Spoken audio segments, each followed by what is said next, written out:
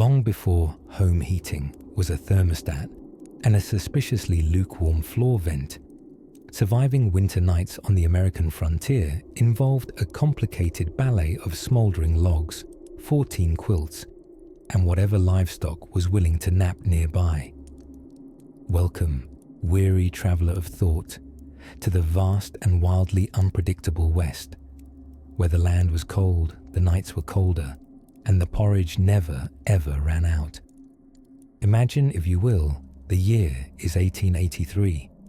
You're tucked inside a one-room log cabin perched somewhere on the Dakota Plains, and the wind is performing its nightly opera by rattling the shutters like haunted maracas. Outside, snow has smothered everything in sight. Fence posts look like ghostly chess pieces. The outhouse is now just a rumour buried beneath several moods of snowdrift. Inside, you and your family lie beneath a stack of hideously itchy wool blankets that weigh approximately 48 pounds per capita. The frontier family wasn't exactly spoiled for choices when it came to winter survival methods. But they had two things going for them: extraordinary resilience and the deeply irrational optimism that things might warm up by April. So they planned accordingly. Homes were often built half into the earth, using sod for insulation, which, yes, means your wallpaper was essentially grass. Now, the heart of any home was its stove. Not to be confused with the modern appliance whose greatest hardship is the occasional burnt toast. A frontier stove doubled as a heat source, a cooktop, and quite often, the house's only nightlight. It flickered away, sending up a gentle tangerine glow that bathed the room in the warm tones of slightly singed stew. The stove was usually fueled by wood, coal if you were lucky, or buffalo chips, which is a very poetic term for dried, well, let's just say nature's fuel. Children often slept in the loft, just under the roof. Heat inventively rises, so shoving your children aloft into the rafters wasn't neglect, it was primitive HVAC strategy. Of course, this also meant that the youngest often emerged smelling faintly of smoked venison and creosote, a small price to pay for not freezing solid. Buckwheat pillows and patchwork quilts weren't designed for style so much as survival. The heavier, the better. A proper winter night required the kind of blanket whose removal might be considered an act of betrayal. Quilts were not just cozy, they were historic documents in cloth form. Grandma's stitches told the tales, each pattern a memory, stories sewn between chilly nights and jarred peaches. As for what folks wore to bed, well, the concept of pajamas was more functional than fashionable. You didn't wear your night clothes, you wore every piece of clothing you owned simultaneously. Mule ear trousers, flannel shirts, long johns thick enough to stop light, maybe a bonnet or two for warmth. If there was anything warmer than modesty, they'd have worn that too. And, oh, how creative families got with bed-warming solutions. Heated rocks wrapped in flannel were slipped into the bed well before sleep. Hot water bottles, often repurposed whiskey jugs that had lost their rebellious streak, performed double duty. Some families even placed warm bricks under the quilts, which sounds dangerous until you've experienced a prairie wind that tries to slap the hope right out of you. Food, of course, played its part in winter comfort. Nighttime meals were hearty because they had to be. Think beans, cornbread, salt pork, and something ambiguously referred to as stew. The goal wasn't just nutrition, it was internal heating. Nothing says sweet dreams like a belly full of boiling potato and mystery meat. By the flicker of lantern light, families would read from the Bible, share stories, or, in households that could afford the extravagance of boredom, take turns reading from a Sears catalogue just for the thrill of imagining woolen bloomers they couldn't have. It beat talking about how cold their toes were. And when finally the fire dimmed and the stories grew softer, you'd hear only the sighs of settling lumber, the occasional creak of frost on the window, and perhaps the low hum of someone whispering one last yarn before sleep, one foot always sneaking toward the warmest spot like a stealthy raccoon with a bedtime agenda. If these stories help you drift off, please subscribe to the channel. It would mean the world to me. And before you fully fade into dreamland, I would love to know where you're listening from and what time it is there. Somewhere between the whisper of snowflakes and the slow creak of wooden floorboards, life on the winter frontier hummed along, not in a rush, not in a roar, but in a sleepy sort of shuffle. After all, the Wild West wasn't always wild. Sometimes it just tried to keep warm. Imagine the year is 1885. You're waking up, not so much to an alarm clock, but to the distant groan of wind pushing its way through the cracks in your cabin wall. It's early morning in Wyoming territory, and your breath is visible inside the house. Again, congratulations. You are now officially colder than most vegetables enjoy being stored at. Your home, more accurately described as a log-minded suggestion of shelter, is made of tightly stacked timber and sealed with mud, moss, and the prayers of someone who once tried to insulate it with old newspapers. The roof leaks a bit when it rains, but the snow mostly just sits there, sulking. Inside, everyone wears at least 2 shirts, 3 pairs of socks, and something knitted with wildly inconsistent tension. A family quilt, handed down and added to with each generation, lies over the bed like a patchwork time machine. One square is made of grandma's wedding dress. Another is from that one shirt your uncle shot himself in the foot while wearing. Memories stitched in wool, cotton, and occasional blood.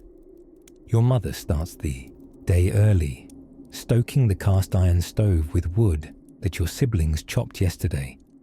Not because they wanted to, but because arguing against chores burns calories, and those are precious this time of year. Wood was a winter currency, chopped, stacked, and hoarded with the calculating greed of a poker player. One did not simply waste a decent log. The stove was more than just a hulking hotbox. It was the hearth, the home's nucleus, the one object everyone in the house secretly loved more than each other. It cooked the beans, dried the boots, heated the soup, and charmed the cats. Of course, if you leaned on it wrong, it would brand you like livestock.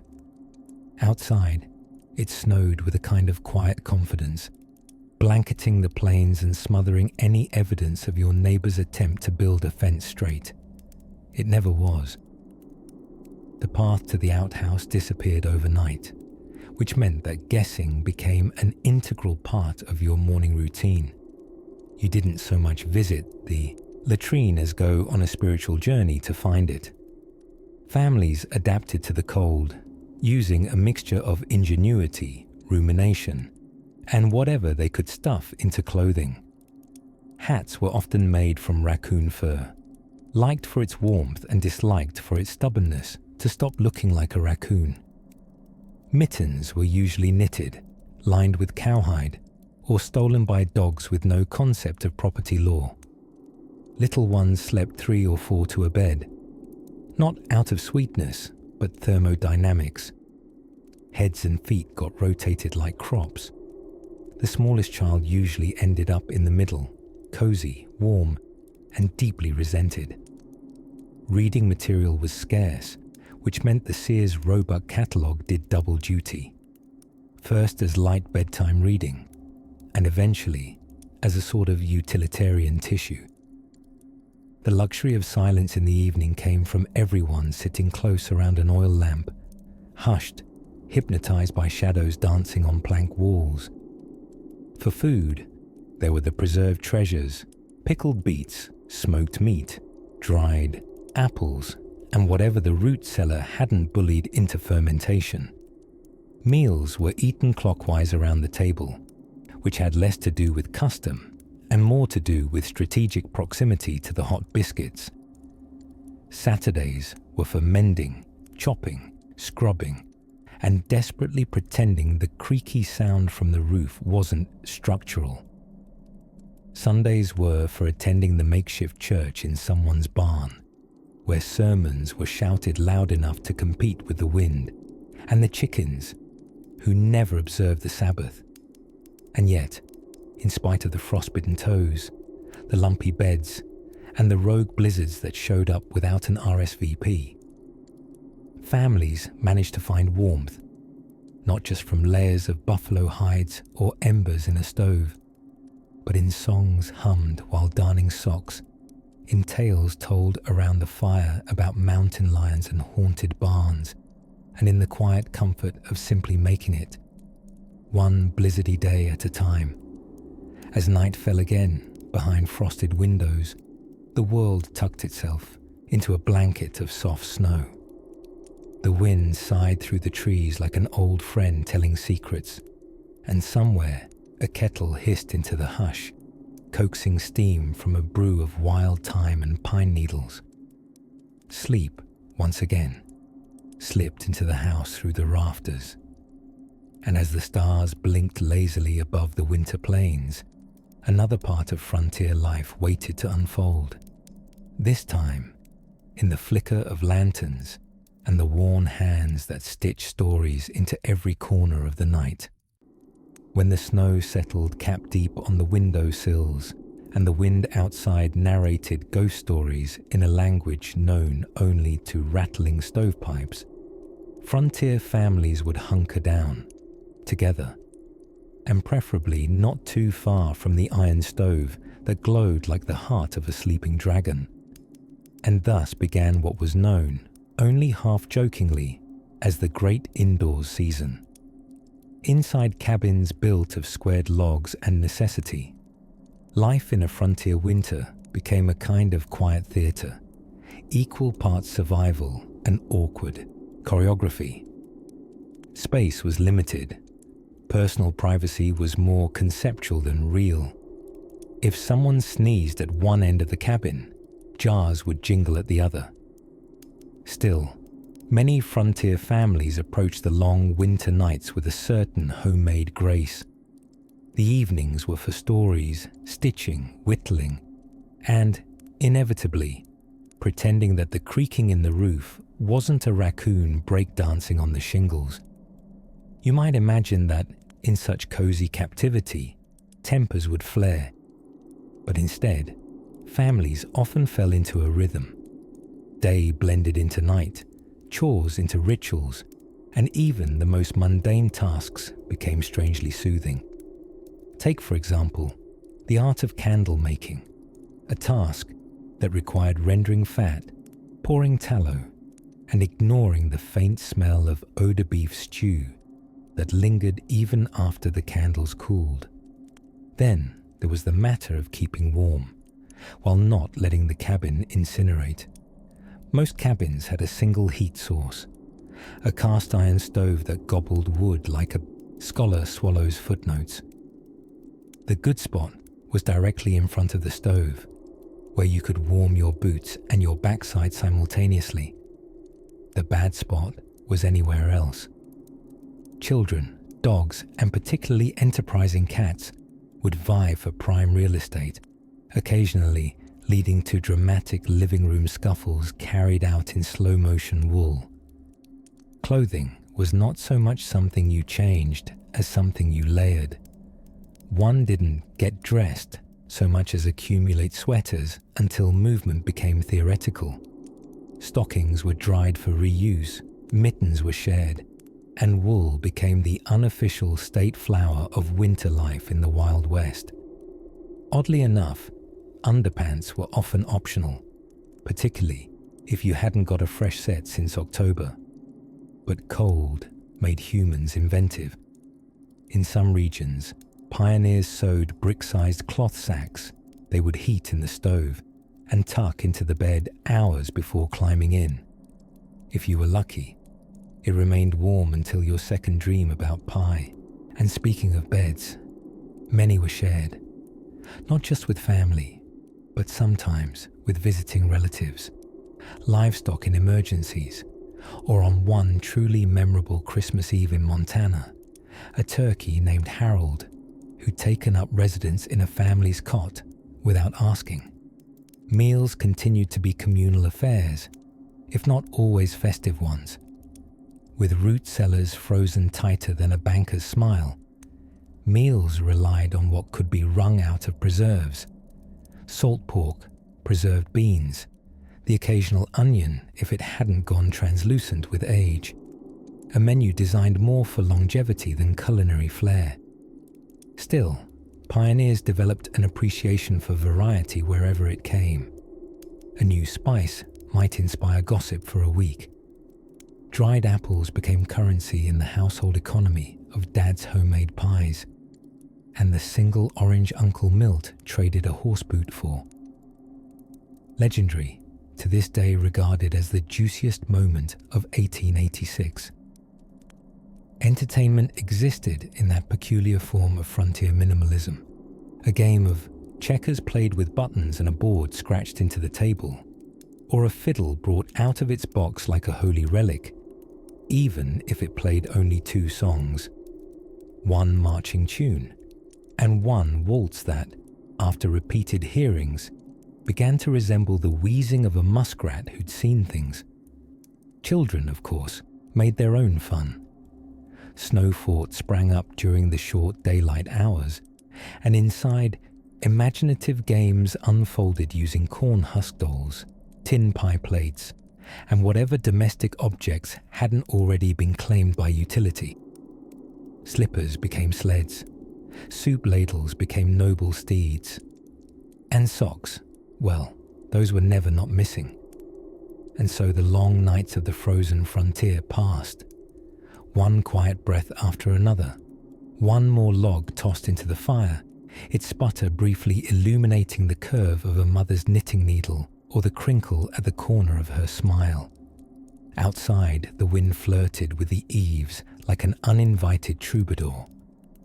Inside, the slow rhythm of sleep began to settle into the wooden bones of the house, and the stories of the day gave way to dreams of spring, or at least the next morning's biscuits. But before the sun rose, and long before the rooster remembered it was his job to shout about it, something else would gently stir the hush. It began with a soft shifting in the rafters, and the all-too-familiar sound of snow sliding off the roof, right before landing with a whoomph. Clear across the sled, someone forgot to bring in. In most stories of the Wild West, you'll hear about outlaws, shootouts, and horses that understand English better than some of the posse. But rarely do these sagas pause to mention a rather important detail of pioneer life. What happened once the sun dipped below the horizon, and the temperature with it? Spoiler alert, it involved an unhealthy relationship with buffalo dung and sleepwear that could stand up on its own. Picture it, a sod house nestled in the frostbitten plains of Nebraska, the wind howling like it had just read the murder mystery ending early. Inside, Ma is tucking the children into a bed so layered it might have legally qualified as a sedimentary rock formation. Meanwhile, Pa is stuffing every crack in the wall with sheep's wool, newspaper, and what may or may not be yesterday's flapjack. You see, heating was less about being cozy and more about engaged survival.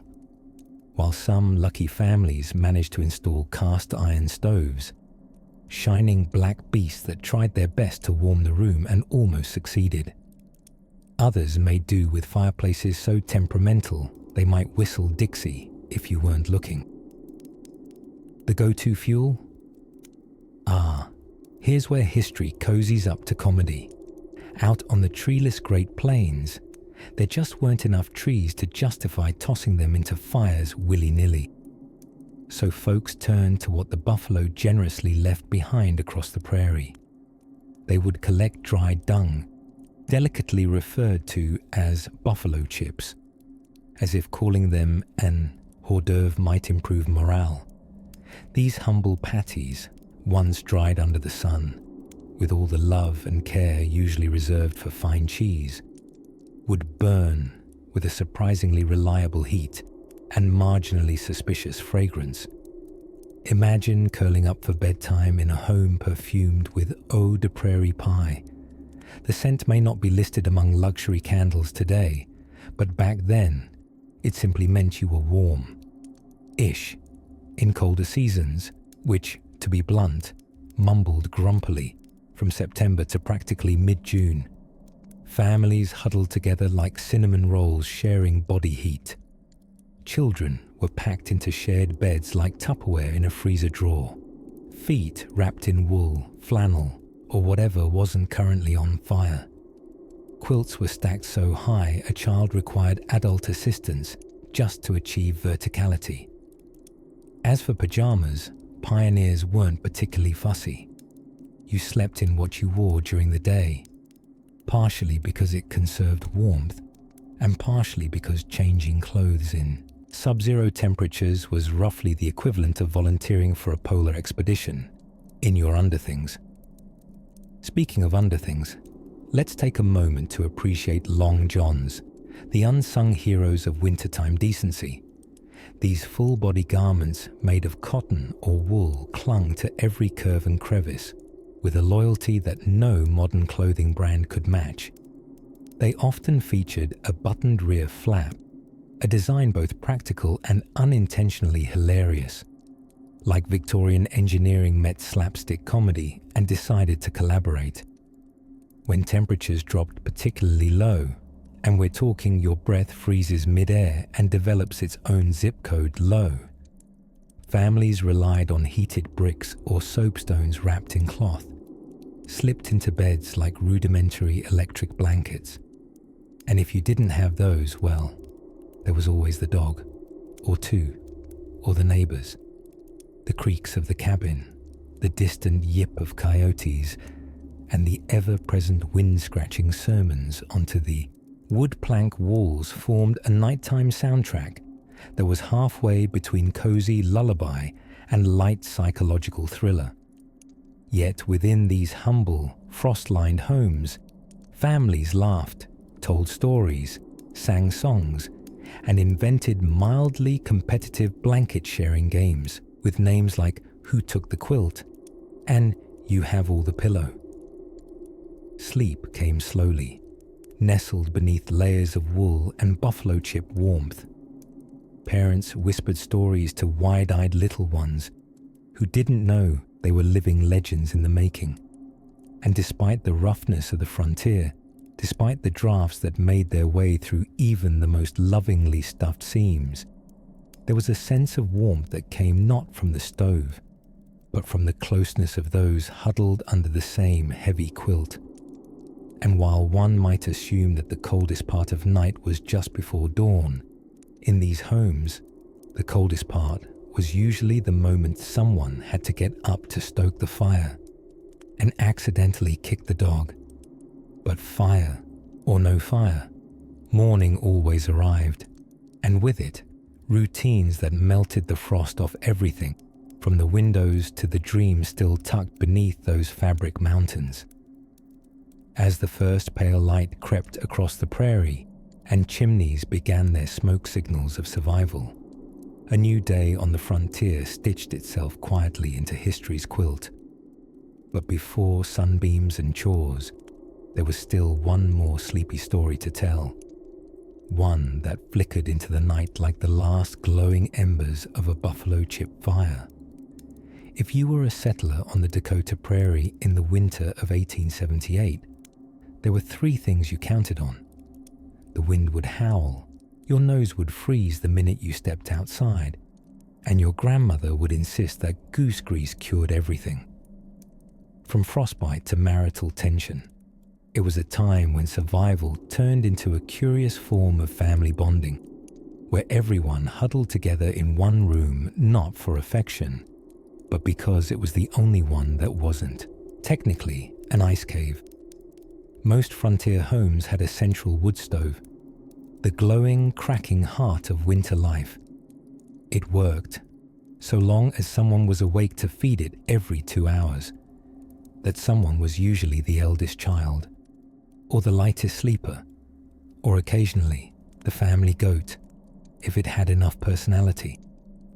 To understand how families stayed warm during those frozen western nights, one must first become acquainted with the high art of the bed warmer.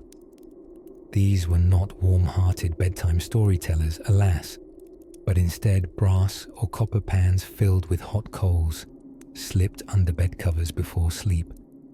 It sounded romantic until someone forgot to remove it and set the mattress alight at 2 a.m., which, incidentally, was another thrilling way to warm up. The more cautious, or fire-averse, households used soapstone bricks, heated in the stove and wrapped in flannel. These were tucked at the foot of the bed like cozy little volcanic rocks. Children occasionally snuck them into bed as makeshift security blankets. Others preferred the company of their siblings' elbows and knees, as frontier children slept 3 to a bunk in arrangements that resembled the world's least strategic game of Jenga. And then there was the featherbed. Ah, yes, the crown jewel of winter sleeping technologies. Pioneers would stuff enormous ticks, the mattress kind, not the insect kind, although in certain areas both might apply, with goose feathers. These puffed up into a sort of sleeping cloud, into which children sank like biscuits in gravy. Gravity often won, and the youngest would vanish into the depths, only reappearing at breakfast with hair full of down and an expression of spiritual confusion. For families with fewer geese and more ambition, patchwork quilts were the answer.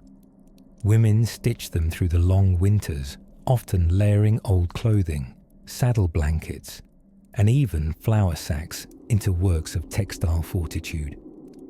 No two were alike, and some were so dense that lying under one felt like being lovingly crushed by family history. Night routine in a frontier cabin was an exercise in synchronized discomfort. Everyone took turns using the wash basin, a ritual involving water that, despite its proximity to the stove, was always emotionally as well as physically cold. Then came the ceremonial stuffing of cracks. Oh yes, blankets were rolled into door gaps, rag rugs pressed against window sills. Even the chimney had to be checked for sneaky drafts with the persistence of a suspicious raccoon. And let us not forget the dearly beloved chamber pot, stored under the bed like a porcelain secret. No one wanted to venture outside once the snow began its ice-cold dictatorship. The prairie wind could peel the whiskers off a mule, and if you weren't careful, it would take your nightcap too. Parents told stories by firelight, their words weaving warmth over the room. These tales were not only comforting, they were mildly terrifying in a way that ensured children would remain tucked under 10 layers until morning. Stories of wolves, snow ghosts, and disgraced uncles who once tried to farm without checking the almanac. Then, candlelight extinguished with a gentle puff. The world shrank down to breathing bodies and the occasional rude creak of logs settling in the warmth. Outside, the wind rearranged drifts with a haunting sigh. Inside, someone snored. Probably Aunt Agnes. The night passed not in silence but in a sleepy symphony.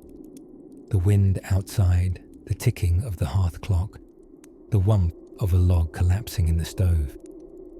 And beneath it all, the quiet agreement shared by those huddled under patchwork and patience, that it may be cold, it may be dark, but inside together, they'd keep the warmth alive. Perhaps tomorrow, someone would try to make ice cream from snow. Perhaps they'd discuss plans for building storm windows with flower paste and optimism. But first, sleep.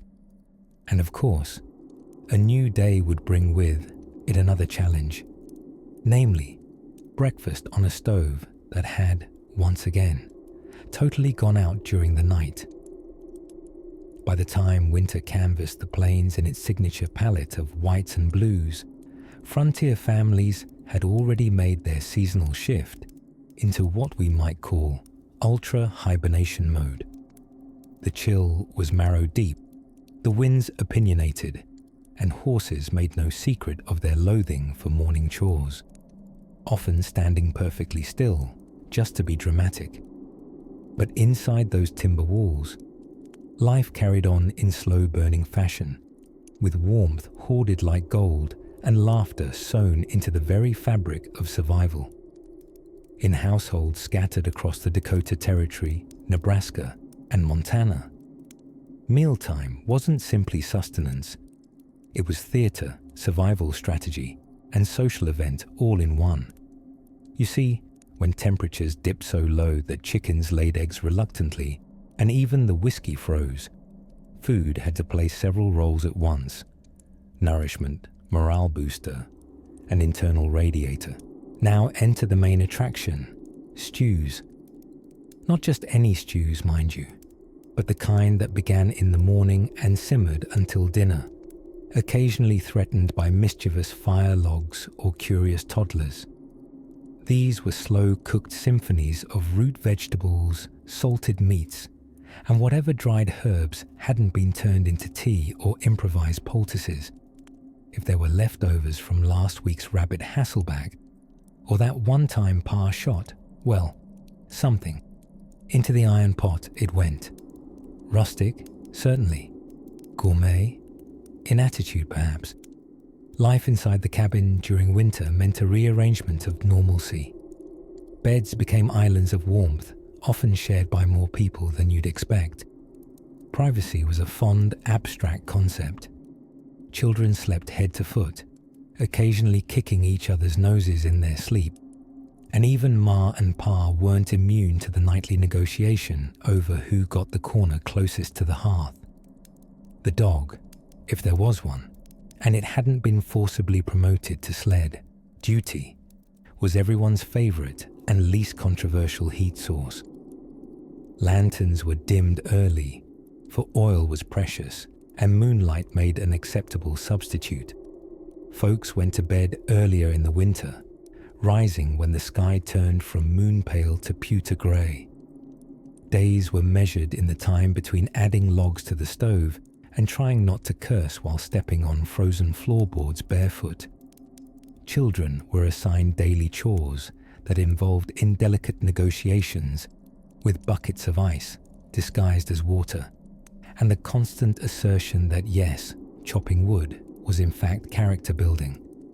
And while we may now romanticize these routines, it was decidedly less charming when your eyelashes froze together mid-task, or the cow eyed you suspiciously because her udder was tired of being ambushed with cold hands. Entertainment did, in fact, exist, albeit in a form less flashy than today's 12-second videos of cats playing keyboards. Oral storytelling was the reigning mode of delivery. Folks spun yarns bigger than their mittens, tales that included haunted outhouses, heroic chickens, and grandmothers who once wrestled a blizzard into submission, using nothing but a ladle and disapproval. These stories, despite their casual disregard for geographical accuracy or meteorological plausibility, became the scaffolding for familial identity, and they sustained spirits in the same way that cornbread and jerky sustained bellies. Of course, reading was another staple. Families lucky enough to own even a handful of books protected them jealously, tucking them away in cloth to guard against frost, and overly curious toddlers with ink-stained ambitions. More common were Bibles, farmers' almanacs, and hand-me-down novels whose pages had turned brittle, but whose stories remained bittersweet nourishment. Ma might read aloud while Pa smoked a pipe, which he claimed helped him think, but mostly served to ward off the damp smell of wet wool and regret.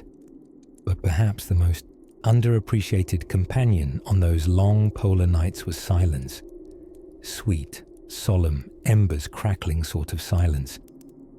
The kind punctuated only by an occasional log settling in the stove, or the wind offering unsolicited commentary through the chinks in the cabin wall.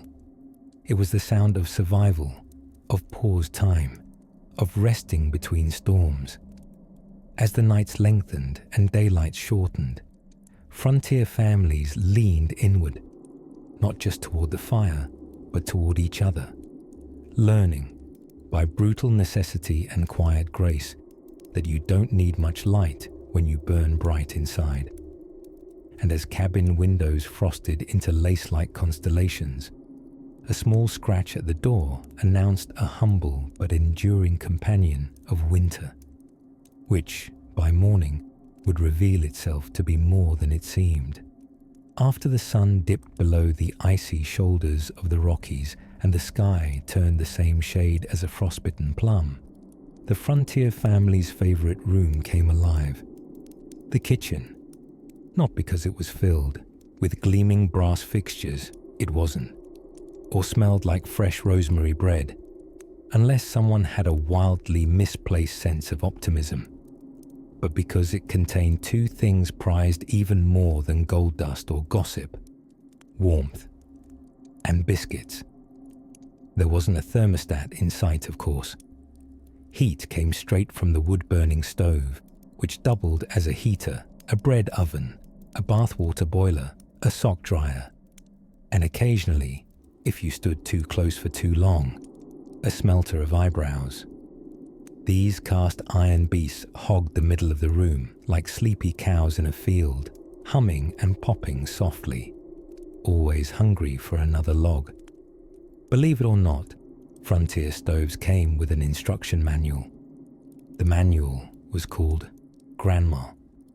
If you were lucky, she came with sturdy knuckles, an unflappable expression, and the kind of heat tolerance you'd expect from someone who thinks lava is a suggestion.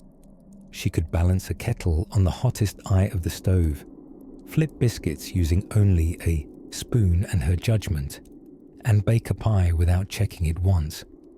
Pure sorcery. Still, plenty of families fumbled with their stoves. Young men, fresh from the cities, tried to light fires with enthusiasm instead of kindling. The results were boiling over soup pots, scorched hairlines, and occasionally, on rather unfortunate evenings, small collapses of the chimney. In those cases, nobody screamed.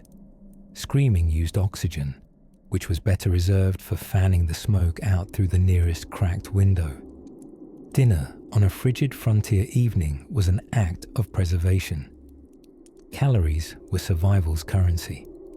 A child who'd barely pecked at cold beans by daylight could transform into a ravenous creature at dusk, inhaling slabs of cornbread and dumplings with the grace of a raven attacking a biscuit wagon. Typically, meals rotated through a menu known as whatever we're not out of. That meant sourdough everything, sporadic salt pork, beans so ever-present they deserved their own place at the table, and, if one was lucky, preserved fruit that hadn't yet developed mysterious, furry ambitions. But what made the meal truly special wasn't on the plate. It was the company. The cold outside had this miraculous way of gluing the family together. No one wanted to be further than one mitten's length from the stove. So children played jacks on the floor, parents mended wool and washed socks in steaming tubs, and the elder of the house sat in the best chair, somehow always managing to be perfectly centered between the stove and the door, ready for exit or rescue in equal measure. Conversation drifted over the scrape of spoons on tin bowls. Topics often included the weather, colder than a scarecrow's handshake, neighbors, still weird, and wild tales of giant snowdrifts that once swallowed entire goats before breakfast. Some stories were true, others were frontierish. You know, tales told with such commitment and so much gesturing that even reality handed over its hat and sat down to enjoy the show. Children, heads drooping sleepily onto their arms, would be lulled into dreams by the quiet symphony of the evening. The crackle of burning wood, the low murmur of parental banter, the soft wind rattling a loose shutter and hinting at wolves that were probably just the neighbor's cow snoring again. And through it all, there was that smell, a mixture of flour and smoke, of worn wool and pine sap, of life lived close together in tough conditions, where warmth was precious because it was earned. Eventually, one by one, family members would shuffle off to bed, sometimes up into a loft so chilly even the icicles wore scarves, or down into a cellar that, owing to its temperature, could have moonlighted as a meat locker. The stove would hum its final lullaby, red coals dimming like sleepy eyes, and the kitchen would surrender its warmth to the night. But the stove, oh, that cranky old centerpiece of domestic survival. It remembered everything: burnt stew tragedies, midnight pie raids, romantic glances passed over rising dough. It was more than a machine. It was the hearth, a heartbeat in cast iron, forged against winter's indifference. And while the wind howled over the prairie, doing its best imitation of a shrieking banshee auditioning for a melodrama, the families inside turned down their lamps and let themselves relax, knowing that they'd bested the evening once again. Tomorrow would bring more snow, more chores, and probably a biscuit mystery or two, like who bit the corner off all four. But for now, in the gentle orange glow of embers and memory, it was time to drift, wrapped in wool, whispered stories, and the lingering smell of a supper made by hand, heart, and stubborn frontier fire. And so, with full bellies and fuller hearts, we tiptoe softly into the next room of this frozen house.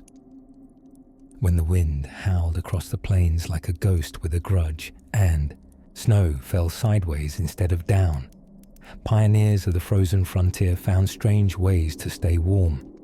Not always effective, sometimes mildly dangerous, and almost always a little absurd.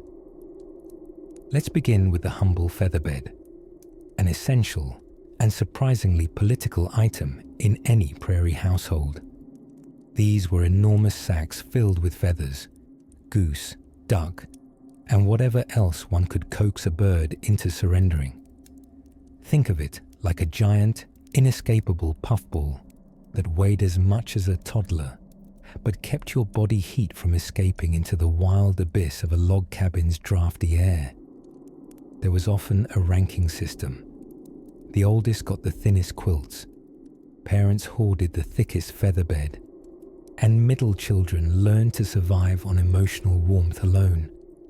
Windows were another frigid hurdle, because glass was expensive and poorly insulating, and because winter seemed determined to sneak in through the tiniest crack, turning the indoors into a polite suggestion rather than an actual refuge. Many families solved this by tacking thick canvas or old rugs over the glass, creating interiors that resembled cozy bunkers with severe curtain allergies. Then there was the age-old tradition of sleeping in groups.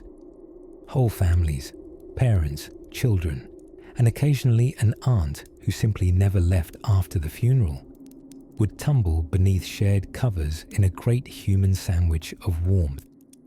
It wasn't glamorous, but neither were frostbitten toes in February. As one pioneer child wistfully recorded in a journal, "I stay betwixt brother and cousin, and thus avoid the icicle treatment." Poetry, really. And if warmth didn't come from featherbeds or familial body heat, it could occasionally be borrowed from a slightly safer version of fire.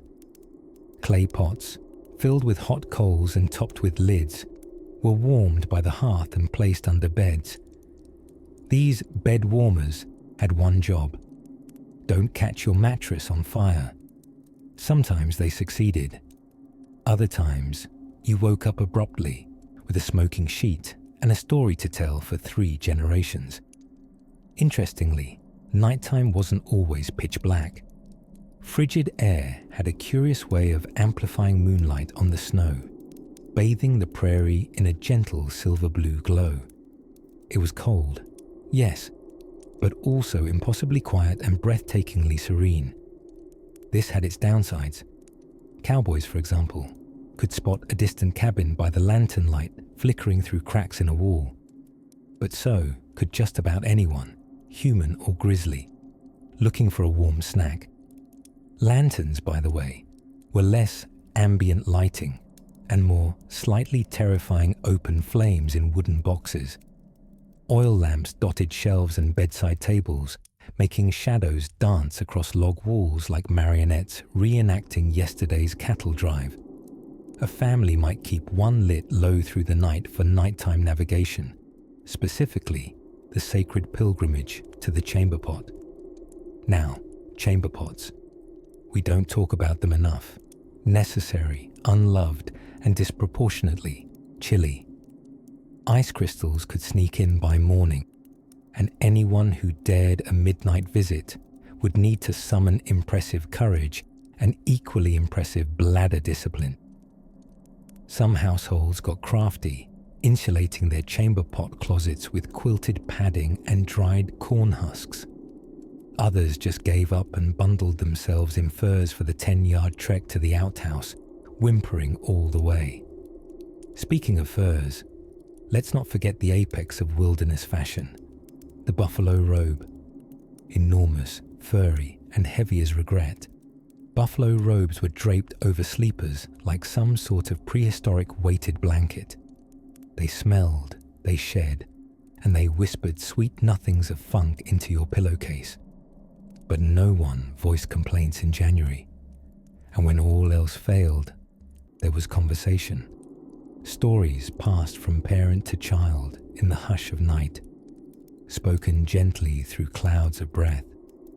They told of elk that could outrun snowstorms, enchanted snowflakes that sang, and grandmothers who once wrestled, wolves with just a ladle and strong opinions. Were these tales true? Absolutely not. But they were warm, and that's all that mattered. Eventually, sleep would come like a slow snowfall, quiet and certain, and wrap its own kind of quilt around every frozen toe and tired mind. Candles burned low, the wind flattened against sealed shutters, and even the chickens in the lean-to paused their indignation. Tomorrow, there might be frost on the bread and ice in the milk. But tonight, in the hush beneath buffalo fur and beneath one another's dreams, warmth held firm. And in a small cabin 2 ridges over, someone else was discovering just how resourceful humans became when it came to bedtime rituals among frozen creatures with hooves and horns. Out on the freezing plains of Wyoming, somewhere between a snow-blown ridgeline and a suspiciously aggressive squirrel population, a woman named Adelaide Hargrove began her annual January tradition, churning butter in mittens.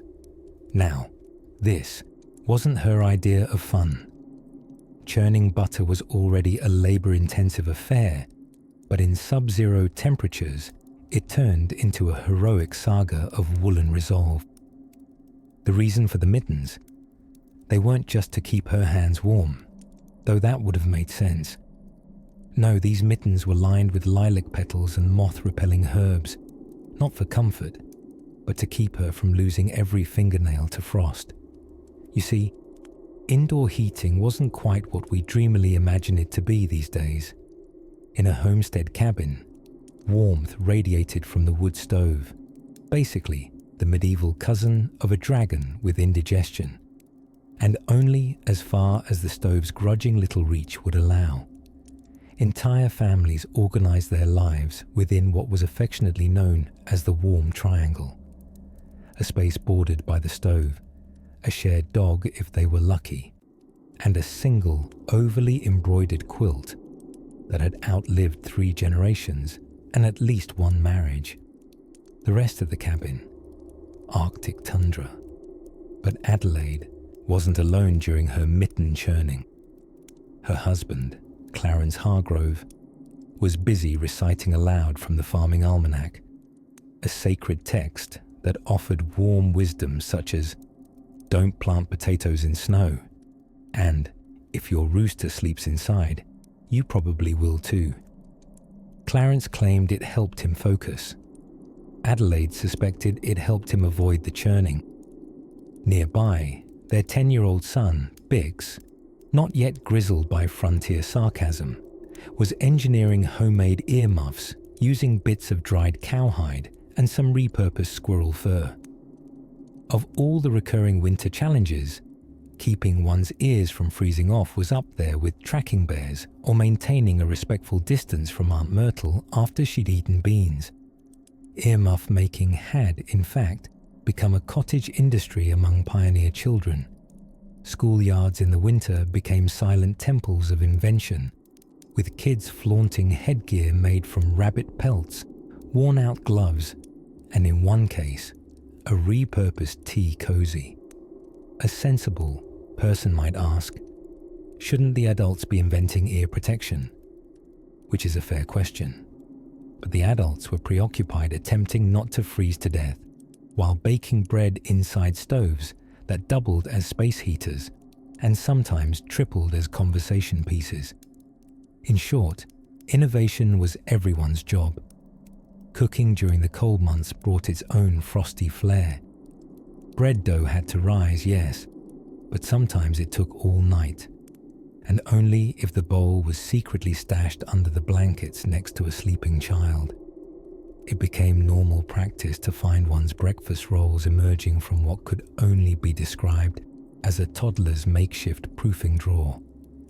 They were resilient times, and perhaps slightly unhygienic, but nobody said frontier cuisine was for the squeamish. Evenings, however, were the true theatre of pioneer resilience.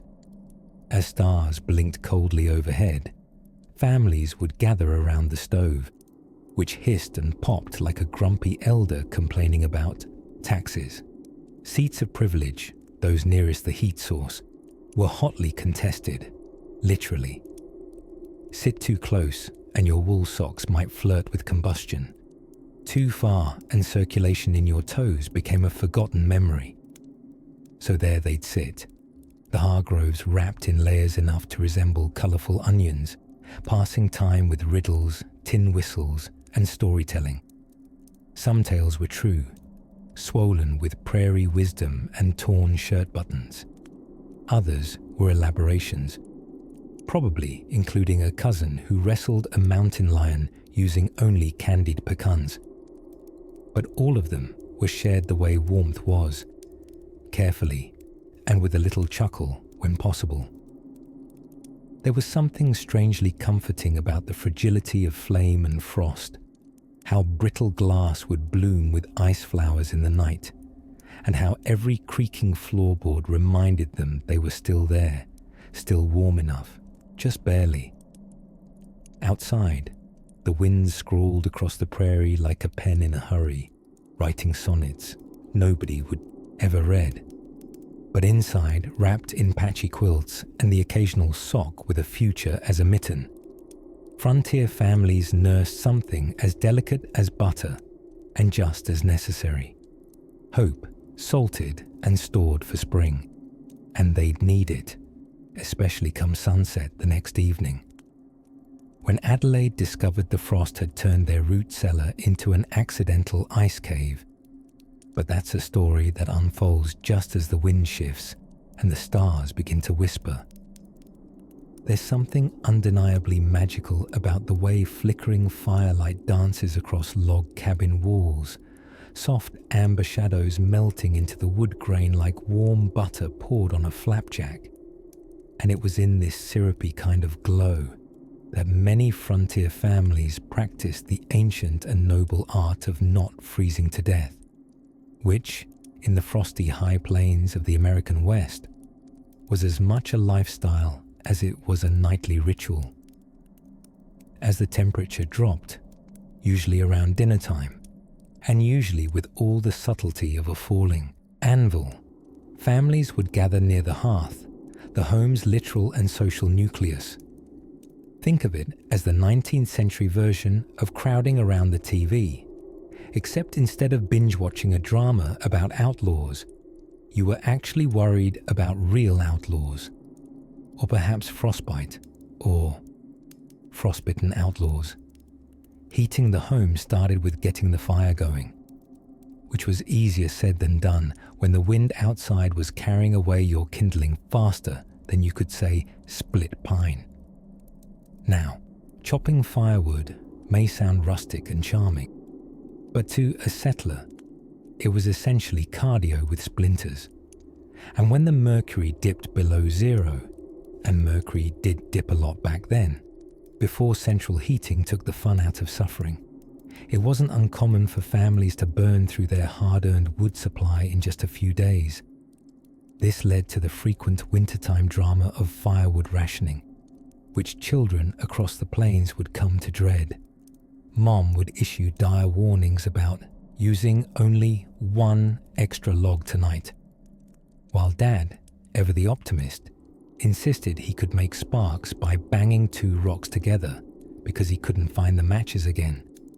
And little Naomi, age 6, would bravely toss her school primer into the flames just to buy the family another 6 degrees of warmth, a sacrifice honored forever in the family lore, even if she later admitted the book was mostly math, and she was okay letting it go. But let's not mistake these icy evenings for purely grim affairs. Oh no, cold nights had a way of kindling more than logs. Around the hearth, stories came alive. Some true, some suspiciously embellished. Grandpa would retell the one about fighting off a cougar, using only a pocket knife and a glare, while Mother offered soothing tales with endings so wholesome they practically knit their own scarves. And when words weren't enough, there was music, fiddles if they were lucky, makeshift spoons and washboards if not. Anyone with enough rhythm and a lack of shame was welcome. Sleeping in a single-room cabin presented another frontier challenge: how to not become a meat popsicle by sunrise. The solution? Layering. And by layering, I don't mean wool over cotton. I mean humans over humans. The family pile was a time-honored sleeping method, where siblings and sometimes livestock huddled together like a living casserole. Privacy, optional. Survival, mandatory. Featherbeds, for those affluent or fortunate enough to own one, were highly prized. But for the majority, sleep came on straw mats or buffalo hide blankets, sometimes still smelling faintly of, well, buffalo. Quilts, often handmade, were not just for show, but rather lovingly stitched fortresses against the wind that slipped in through invisible cracks in the logs. Even the well-built cabins breathed, though less like a fireplace and more like a seasoned smoker's wheeze. And yet, there was an intimacy in it all. Hearts beat in unison, dreams shared, their warmth and complaints about the draft formed the background music of marital bonding. It's where kids learned to whisper stories to each other in the dark, where mothers pulled infants close inside shawls, and where fathers stared at the ceiling rafters, calculating how much more wood they'd need before the next blizzard. Spoiler alert, always more than they had. It's also around this time that people began to develop an almost spiritual relationship with their bed-warming pans. Those long-handled metal trays filled with hot coals slipped between sheets to warm them before one dared climb in. However, these clever contraptions often came with one tiny risk. If you fell asleep before removing them, you might get something closer to flambé than fine sleep. One learns quickly on the frontier, as the feather quilt rose and fell with breaths, and the wind howled outside like a coyote choir with a poor sense of pitch. The miracle wasn't just in surviving the cold, it was in finding warmth in each other, in shared stories, and in the stubborn joy of one more night together, in one more familiar silence. Soon enough, the moon would begin to set, casting a silver wash over snow-covered roofs and frozen latrine paths. But inside the embers glowed. Drowsy bodies shifted, sighing softly into dreams. And far from there, under starlit fields and one gallant oak tree, something else was stirring. On particularly cold nights, when the wind shivered through the cracks in the log walls like a ghost with a grudge, families of the Wild West didn't complain. They simply layered. In fact, layering might well have been the national pastime, long before baseball caught on. Woolen undershirts, flannel over that, perhaps a second pair of trousers if the goats had been generous with their fleece that year. And if that still wasn't enough, they'd proceed to tuck themselves into bed under a heap of quilts so heavy it felt like being embraced by a friendly buffalo. Now, speaking of beds, that's a tale in itself. A proper frontier bed wasn't simply a place to sleep. It was a fortress, a heater, a storage unit, and on occasion, a battleground for elbow space among energetic children. The mattress, if you could call it that without offending actual mattresses, was more often a tick sack stuffed with straw, corn husks, or the absolute finest hay that no one minded sleeping face first in. Each time someone turned, it sounded like wrestling autumn itself. In better appointed homes, the feather tick, the luxury model of the frontier mattress, was in high demand. These were made from downy feathers, usually honed through painstaking months of swan negotiations and goose-feathery diplomacy. But even a feather tick turned lumpy by February, which only meant you got very good at sleeping in oddly creative positions. Children, meanwhile, were often layered like spoons in a drawer, stacked snugly on ropes under quilts, sharing body warmth and bedtime giggles. Older siblings braced stoically against baby toes in their kidneys, while younger ones faked innocence with a yawn and a wiggle. The laughter was occasionally interrupted by a stern warning from a nearby parent. "Stop wriggling or you'll wake the frost." As if the frost were a person, which really, it felt like it was. It crept across the windows each night, weaving delicate lace with dispassionate artistry, what folks called Jack Frost's signature. And so began the daily ritual of waving goodbye to glass visibility until sunrise. Wives didn't just hold down the hearth. Many practically were the hearth. They tended fires with the skill of pyromancer priests, tending embers through the night by muscle memory. Ashes banked just so, logs repositioned with quiet reverence. A dwindling flame could mean an icy chore of re-sparking it before dawn, the kind of chilly wake-up call that made even the most stubborn family member leap from bed into action. Well, eventually. Of course, there existed the sacred nighttime vessel, the chamber pot, that unsung hero of midnight emergencies. For those unfortunate enough to visit the outhouse in a blizzard, the memory haunted them into more strategic hydration schedules. A full water bladder at bedtime was considered an act of youthful recklessness, or perhaps distant revenge. And then there was the beloved nightcap. Not the hat, though a cozy knit cap did save many an ear from frostbite, but the beverage. Something warm, a tin cup of tea, a dram of whiskey, or a questionable milk-based concoction, best not examined too closely. These nightcaps help folks take the edge off the cold and the day, warming not just their bellies, but their willingness to entertain their child's third request for a bedtime story. Speaking of beds again, there were tricks. Heated rocks, for instance. Stones were tucked into the stove's heart during dinner, then wrapped in rags and slipped between sheets. If you had particularly sociable chickens, you might have tried borrowing some of their warm eggs for foot warming.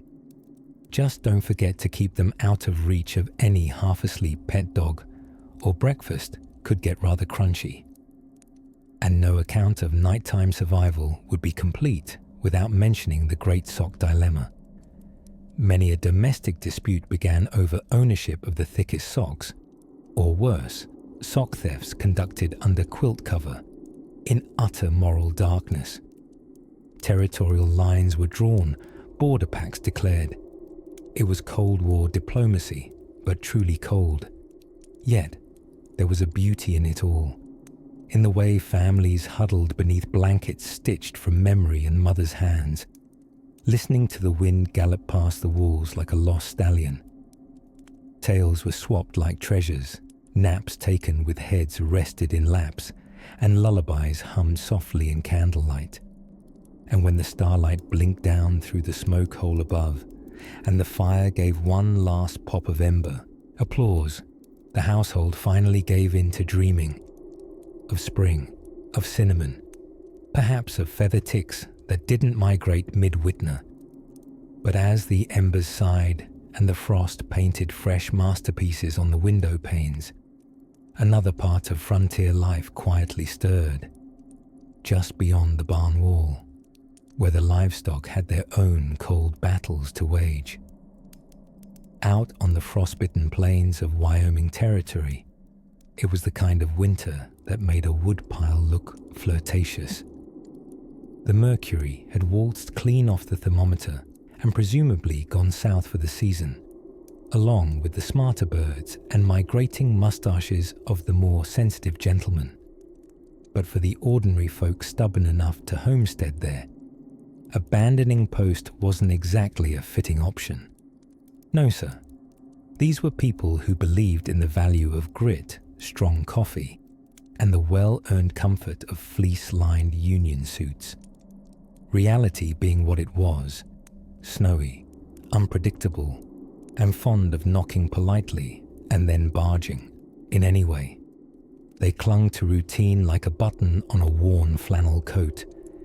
Evening rituals were sacred, especially when daylight clocked out by 4 and your only company was a sizzling stovetop and perhaps a goat named Flossie, who hadn't been let outside in 3 days for fear she'd blow away, like a misaddressed Christmas card.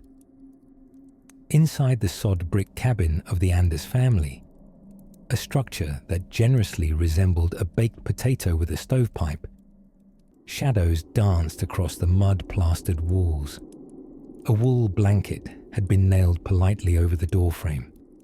A noble goose, preserved through both taxidermy and sentimentality, guarded the corner cupboard like it still had a job to do. At the center of the room flickered the cast-iron stove, not merely the heart of the home, but the lungs and stomach too.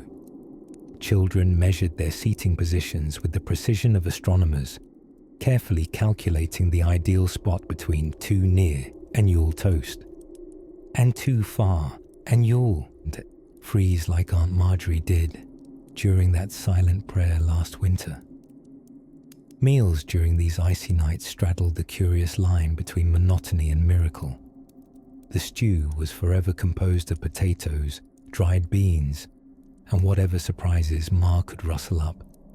Sometimes a bonus carrot, sometimes what Pa grandfatheredly referred to as mystery meat. Often with a wink the children found troubling. The bread was hearty, as in you'd need both hands and a full set of teeth to cut through it.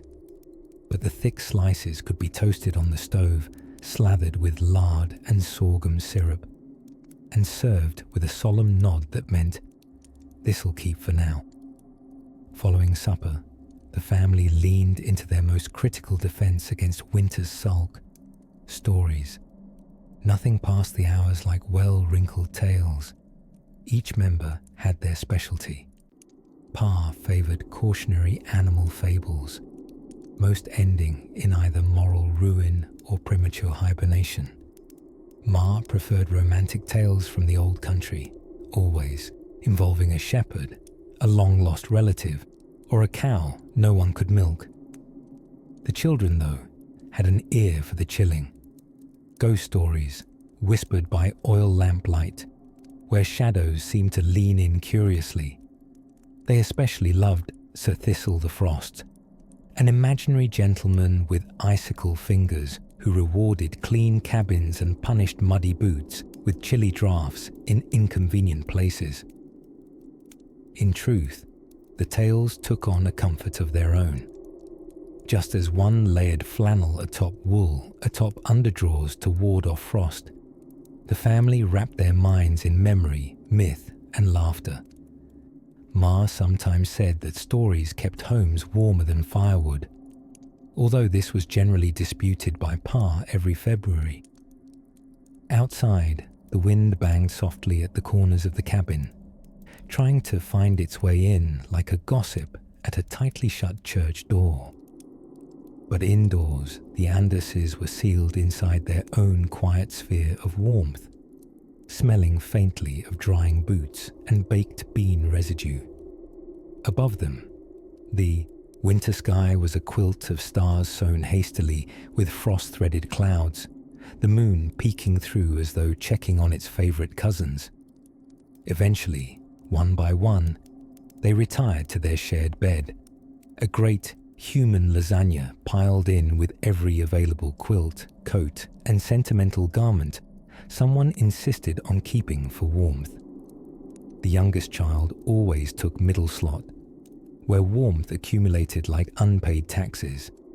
As the fire dulled to red glow embers and sleepy breaths filled the cabin, not a soul stirred but the mouse in the corner, who had, over time, become something of a pet, albeit one with poor table manners.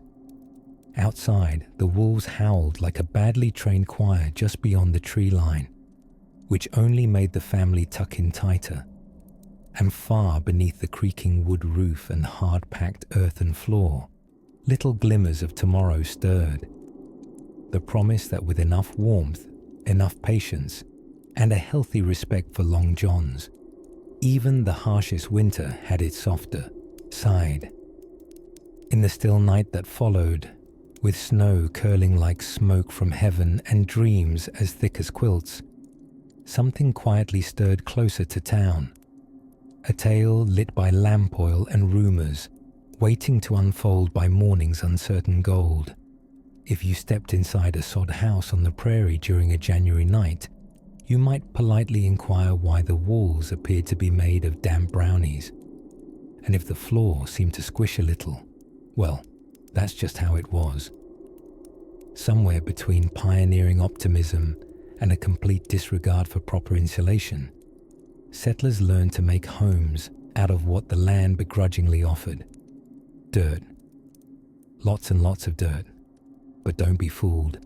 These sod houses, or soddies, weren't all doom, gloom, and crumbling grass roofs. In fact, many frontier families considered them downright cozy, in the sort of way one might consider a particularly drafty hobbit hole cozy, built thick enough to muffle winds and thin enough to leak identity-crushing cold. Every few minutes, a sod house was a structure of practical art. And when winter's breath came knocking, the families inside would double down on wool, wood smoke, and very low expectations. Evenings were spent gathered near the stove, an iron behemoth that both warmed the room and tested its structural limits. The potbelly stove was more than an appliance. It was a centerpiece of winter survival, sort of like a family dog that occasionally burned your eyebrows off. Children took turns feeding it with buffalo chips, later with coal when they could afford it, and sometimes with mysterious wooden objects that used to be furniture. By lamplight, mothers mended clothes that had already been mended 12 times, the original recycled fashion, while in a corner, a father might read aloud from an old almanac or the Bible because, frankly, there weren't headphones yet. No screens, not even spinning wheels after sundown. Just words carried in soft, smoky ribbons wrapping the room in warm monotony. Now, beds in these homes varied widely in comfort and credibility. If you were lucky, you slept on a thick mattress, an enormous cloth sack stuffed with straw, possibly some raccoon fur, and a handful of bad decisions. Before sleep, someone had to beat the ticks, not bugs, mind you, but the mattress itself. Though yes, the bugs were beat too, either metaphorically or under the distorted belief that they feared human rage. And sleeping wasn't only about staying warm, it was about staying asleep while someone else rolled over and caused an avalanche of dust from the ceiling sod. A particularly vivid frontier diary mentioned, quite seriously, that children had to sleep with cloths tied around their heads to capture any crumbs from the roof, not for snacking, just to keep the dirt out of their ears. Winter temperatures often plunged to 30 degrees Fahrenheit, and without modern insulation, the chill treated walls like helpful suggestions. Water, buckets froze indoors. Livestock sometimes shared space at night, not as guests, but more like reluctant space heaters with hooves. A cow in the kitchen was less a quirk and more a practical choice, though it made tea time complicated. Even with all this, the cold had a strange way of bonding families. Huddled in close proximity, everyone shared not just body heat, but stories, jokes, snores of varying pitches, and the odd complaint about how Grandma kept feeding the fire with the good kindling reserved for birthday weeks. But make no mistake, these people weren't trapped in gloom. Laughter echoed off muddy walls. Children tied strings to buttons and invented games. They watched frost flowers bloom like miracles across window panes made from oiled paper or recycled glass. Couples leaned into the hush of snowfall, which muted the world outside like a whispered secret. Fires flickered low, and the occasional creak of timber reminded everyone that nature always had the final say. Still, by staying close, to the fire, to each other, families made it through. Warmth wasn't always within the walls, but it was always, somehow, passed between souls. A blanket shared, a story told, a song hummed just softly enough that the wind couldn't steal it. And as those long, delicate nights wore on, sometime between the 12th pot of coffee and the 7th quiet check on the livestock, minds began to wander, not to the future, not to the past, but to something smaller, something like the morning, something like the faint promise of sunlight dusting the prairie grasses and turning frost into silver lace. But what did mornings on the frontier really look like, especially after one of those biting, sleepless nights wrapped in buffalo hides and stubborn dreams? Well, that's a ride worth taking come sunup. If the wind had a favorite game out on the frozen frontier, it was probably, see how fast I can find a hole in your cabin wall. And it nearly always won. Most families, scraping by in the blizzards of 1880s Montana or the white-sheeted plains of the Dakota Territory, didn't build homes to keep warm so much as to keep most of the snow out, and, hopefully, the cows in. Log cabins, slapped together faster than a 6-year-old's lemonade stand, had more drafts than a butcher's brewery. Now, to the modern ear, the phrase winter-proofed housing might summon visions of triple-insulated windows and wall-to-wall heating pipes. But to a settler family in Wyoming, winterproofing usually involves stuffing every possible gap in the walls with corn husks, old newspapers, or, if you were of the McTavish persuasion, one particularly cooperative goat named Mabel, who refused to sleep anywhere except in the chinking. Still, it had its charm. At night, after stuffing rags under the door to stop the Siberian Express from rolling in, families gathered around potbelly stoves that glowed like friendly iron pumpkins. The fire crackled, the stew bubbled, and the children, wrapped like small human bundles of kindling, sprawled out on homemade bearskin rugs if they were lucky, or the parts of the floor not currently occupied by livestock if they weren't. In these close quarters, warmth wasn't just a physical thing. It was shared breath, shared stories, and elbows jostling in a constant dance of too many people in too little space. Parents handed down tall tales like family heirlooms, embroidered with each telling. Tales of haunted mines, frost-bitten cow thieves, or the ever-popular mystery of the frozen sourdough starter that came back to life mid-February and tried to make a run for it. Clothing, too, played a starring role in winter survival. Folks dressed in a strategy best described as onion couture. Layer upon itchy layer until movement was more of a general direction than purposeful locomotion. Wool was king, flannel its loyal steward, and children frequently resembled overstuffed root vegetables before they even left the house.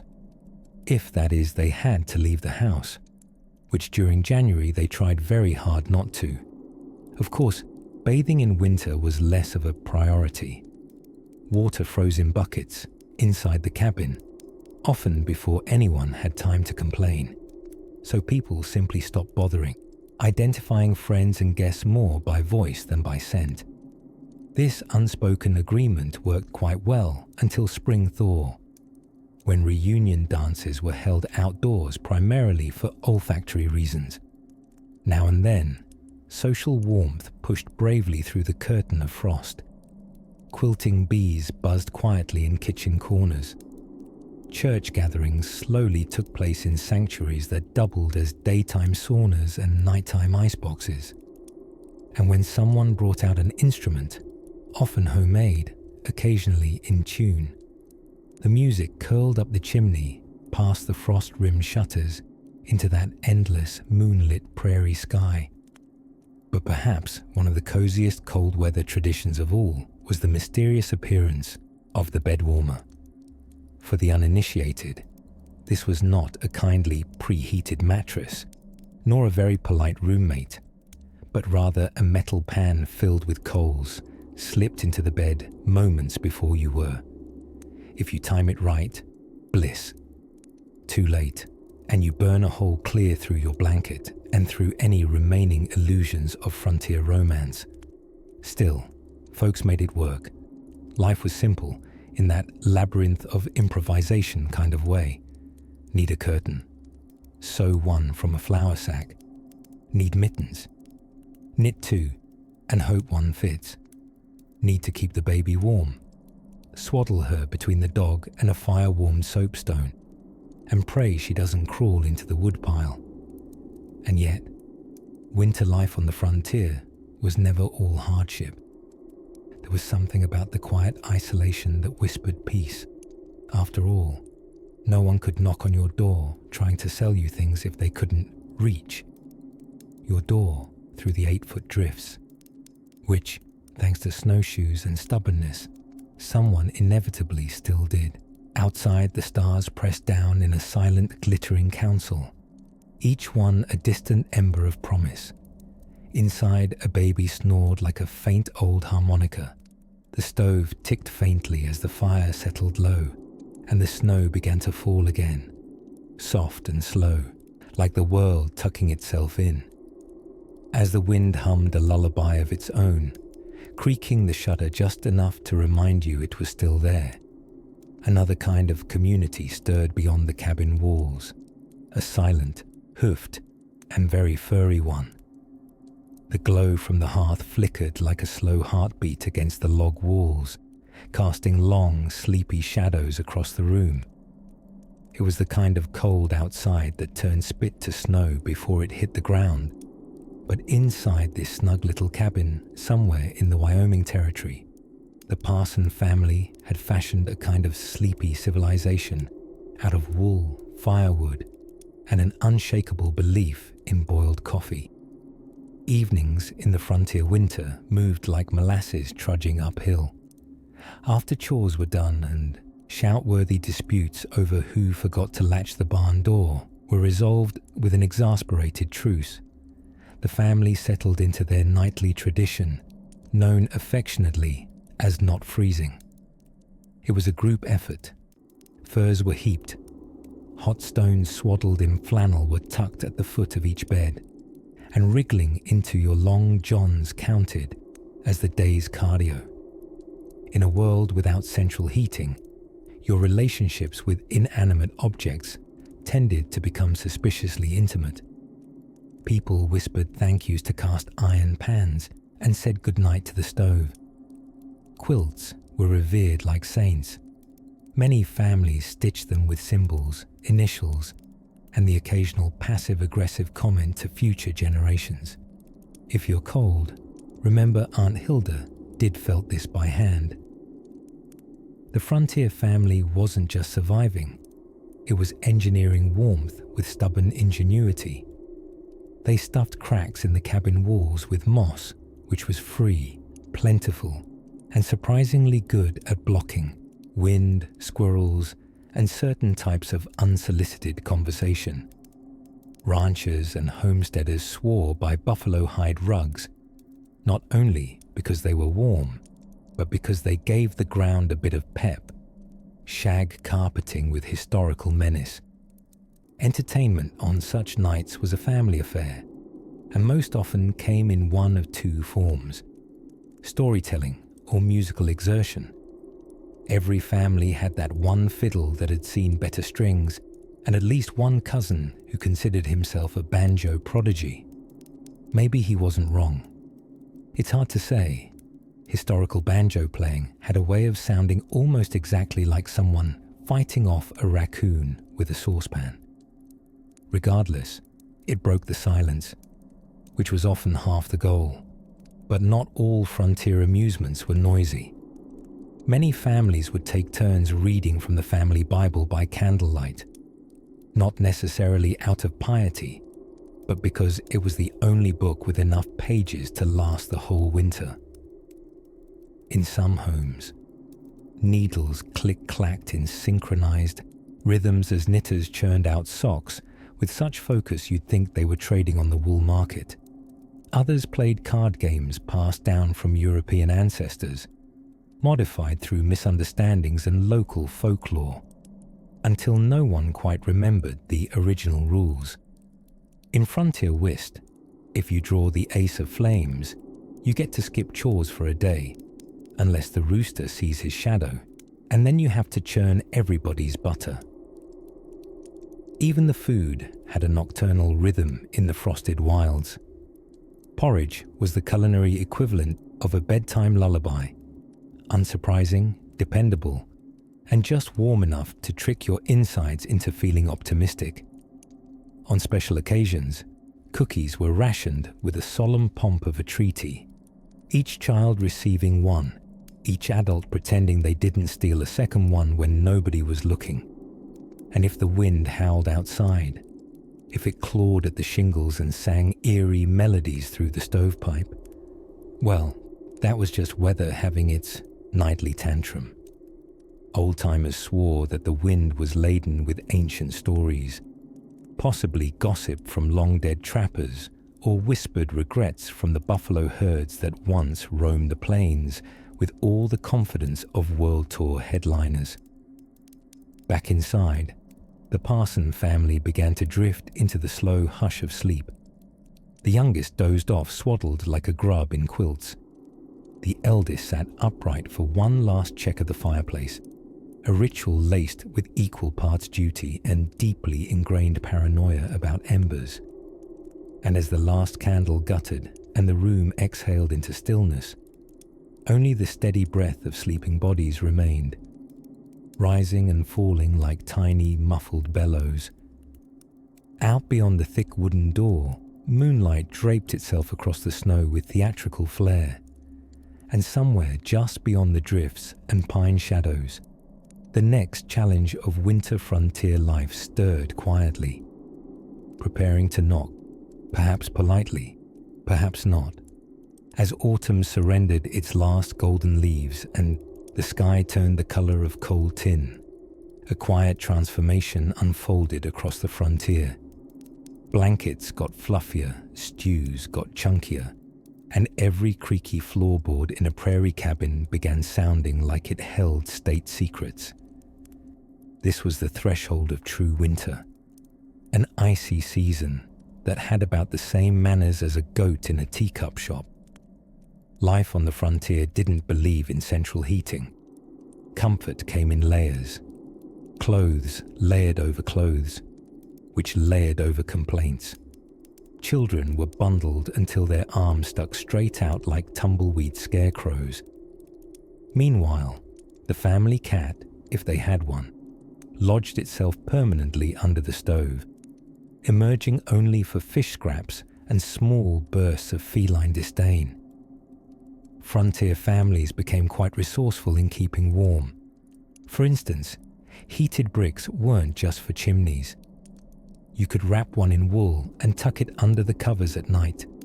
Frontier folks' version of an electric blanket, minus the electricity, wires, and basic concept of modern safety. But there was a far less talked about frontier custom that really brought warmth to the wintry cabin: shared storytelling. After supper, when the dishes clinked dry and the wind howled outside like a banshee with stage fright, families would gather near the flame. Grandma would settle into the rocker with a sigh so heavy it might have once flattened wheat.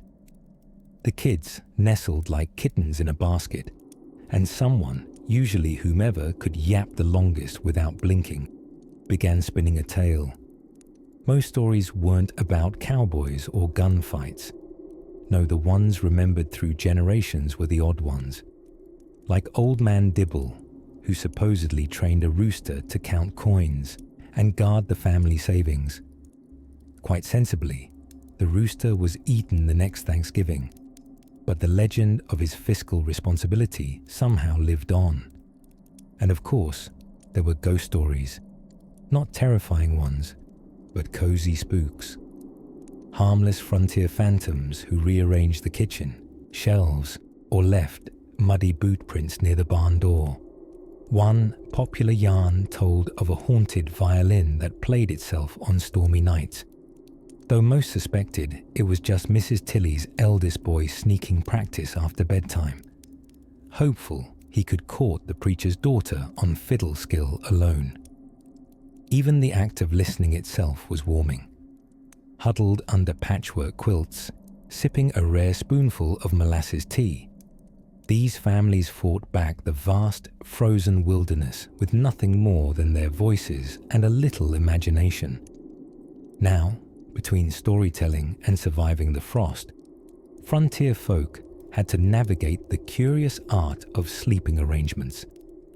Beds, if you could call them that, were often straw mattresses rolled into corners like tired burritos. Siblings shared makeshift bunks, and if the dog was well behaved, or just too stubborn to shoo, he got the warm spot by the feet. In secret, many families sewed extras into their quilts, like small pouches holding dried corn or thyme for warmth and luck. One family reportedly stitched good luck buttons into their bedding, though it's unclear whether this brought good fortune or simply a lumpy night's rest. Outside, the wind hammered at shutters with ghostly persistence, but inside, the fire crackled, the kettle lulled its sweet hiss, and the stories spun like snowflakes in lamplight, unique, glimmering, and too stubborn to melt. As the long night stretched on and the oil lamp flickered a slow waltz against the walls, a certain peace settled over these cabins. A peace not from silence, but from the platter of sounds that made a winter home. The lazy creak of rocking chairs, the barely there snore of a tired father, the whisper swish of the wind trying to sneak secrets through the chinks in the log walls. For out here, the cold may have ruled the land, but warmth was a frontier family's secret act of rebellion. No blizzard could quite outmatch the heat generated by a room full of humans wrapped in homespun and hope. Outside, the prairie moon rose shyly, its silver cast drawing dream maps across the snow. And somewhere beside the hearth, among the drying herbs and the half-mended socks, a faint clatter was heard, not spectral at all, but rather the delightful chaos of a hand-crank butter churn tipping over. Ah yes, butter didn't stop for winter either. But how, pray tell, did frontier homes prepare food in such teeth-rattling temperatures, when even the biscuits looked like they needed earmuffs? Well, that's a tale left simmering on tomorrow's stove.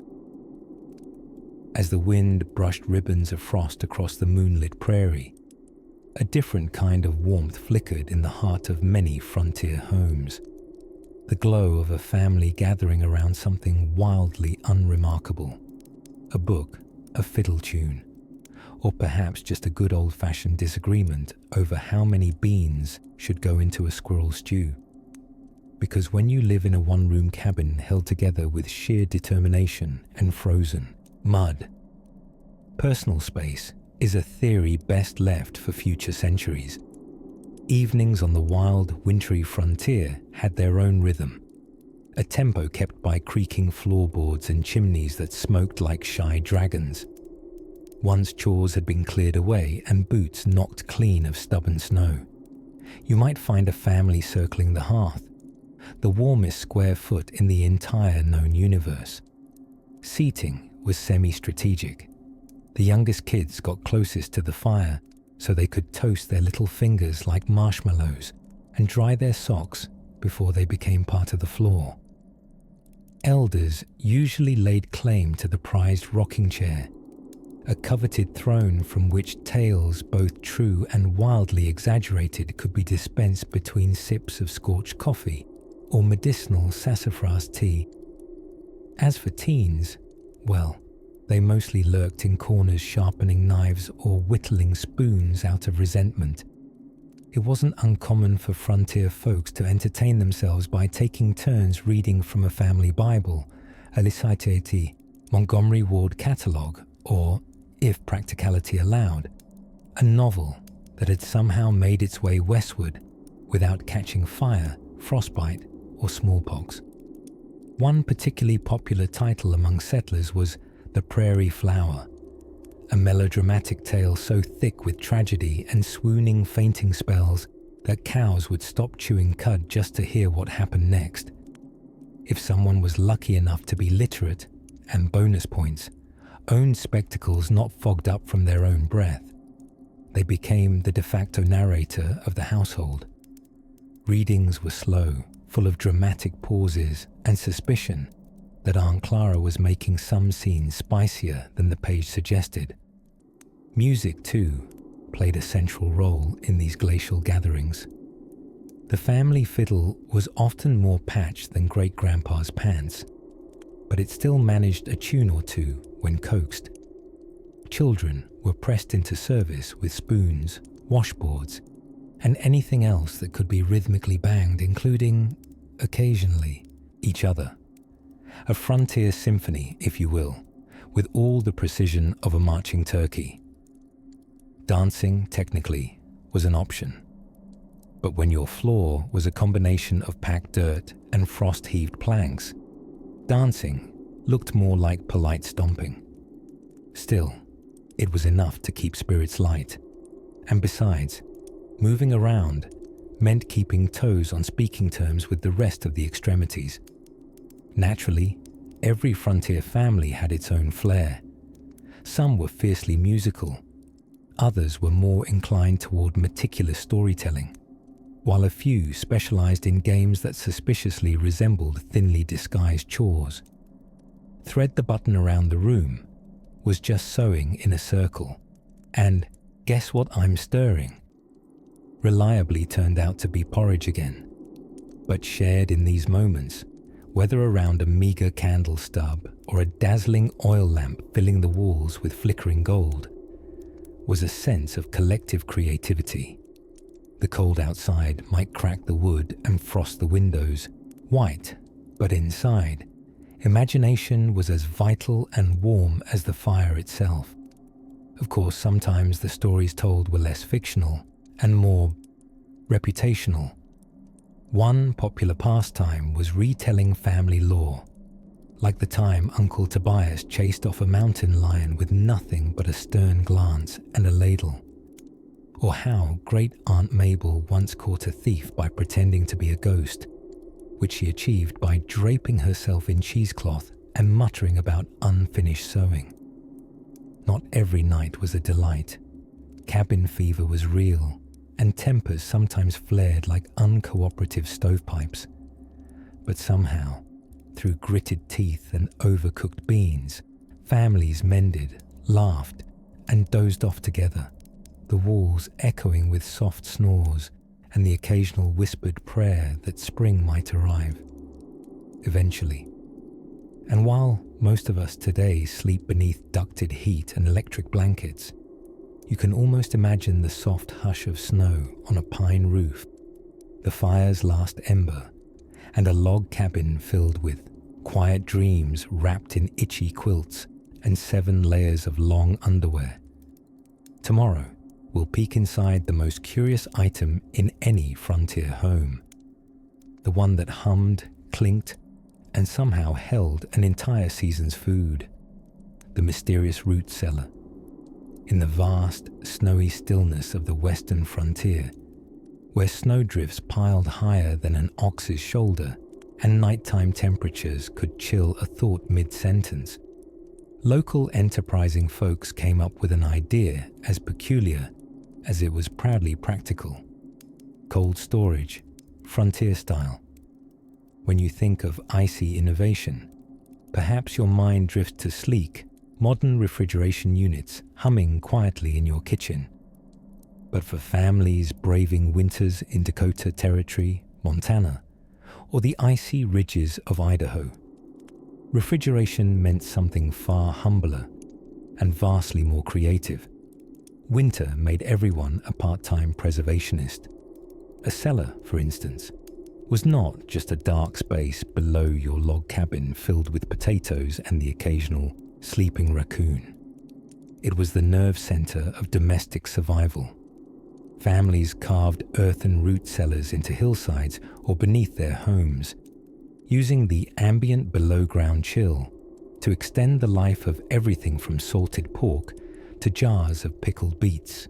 In truth, calling it a cellar was flattering. Some were more like glorified holes with dreams of grandeur. But when winter truly set its frosty teeth into the land, the great outdoors became nature's own walk-in freezer. The hard-packed snowbanks outside your cabin weren't just for sledding. No.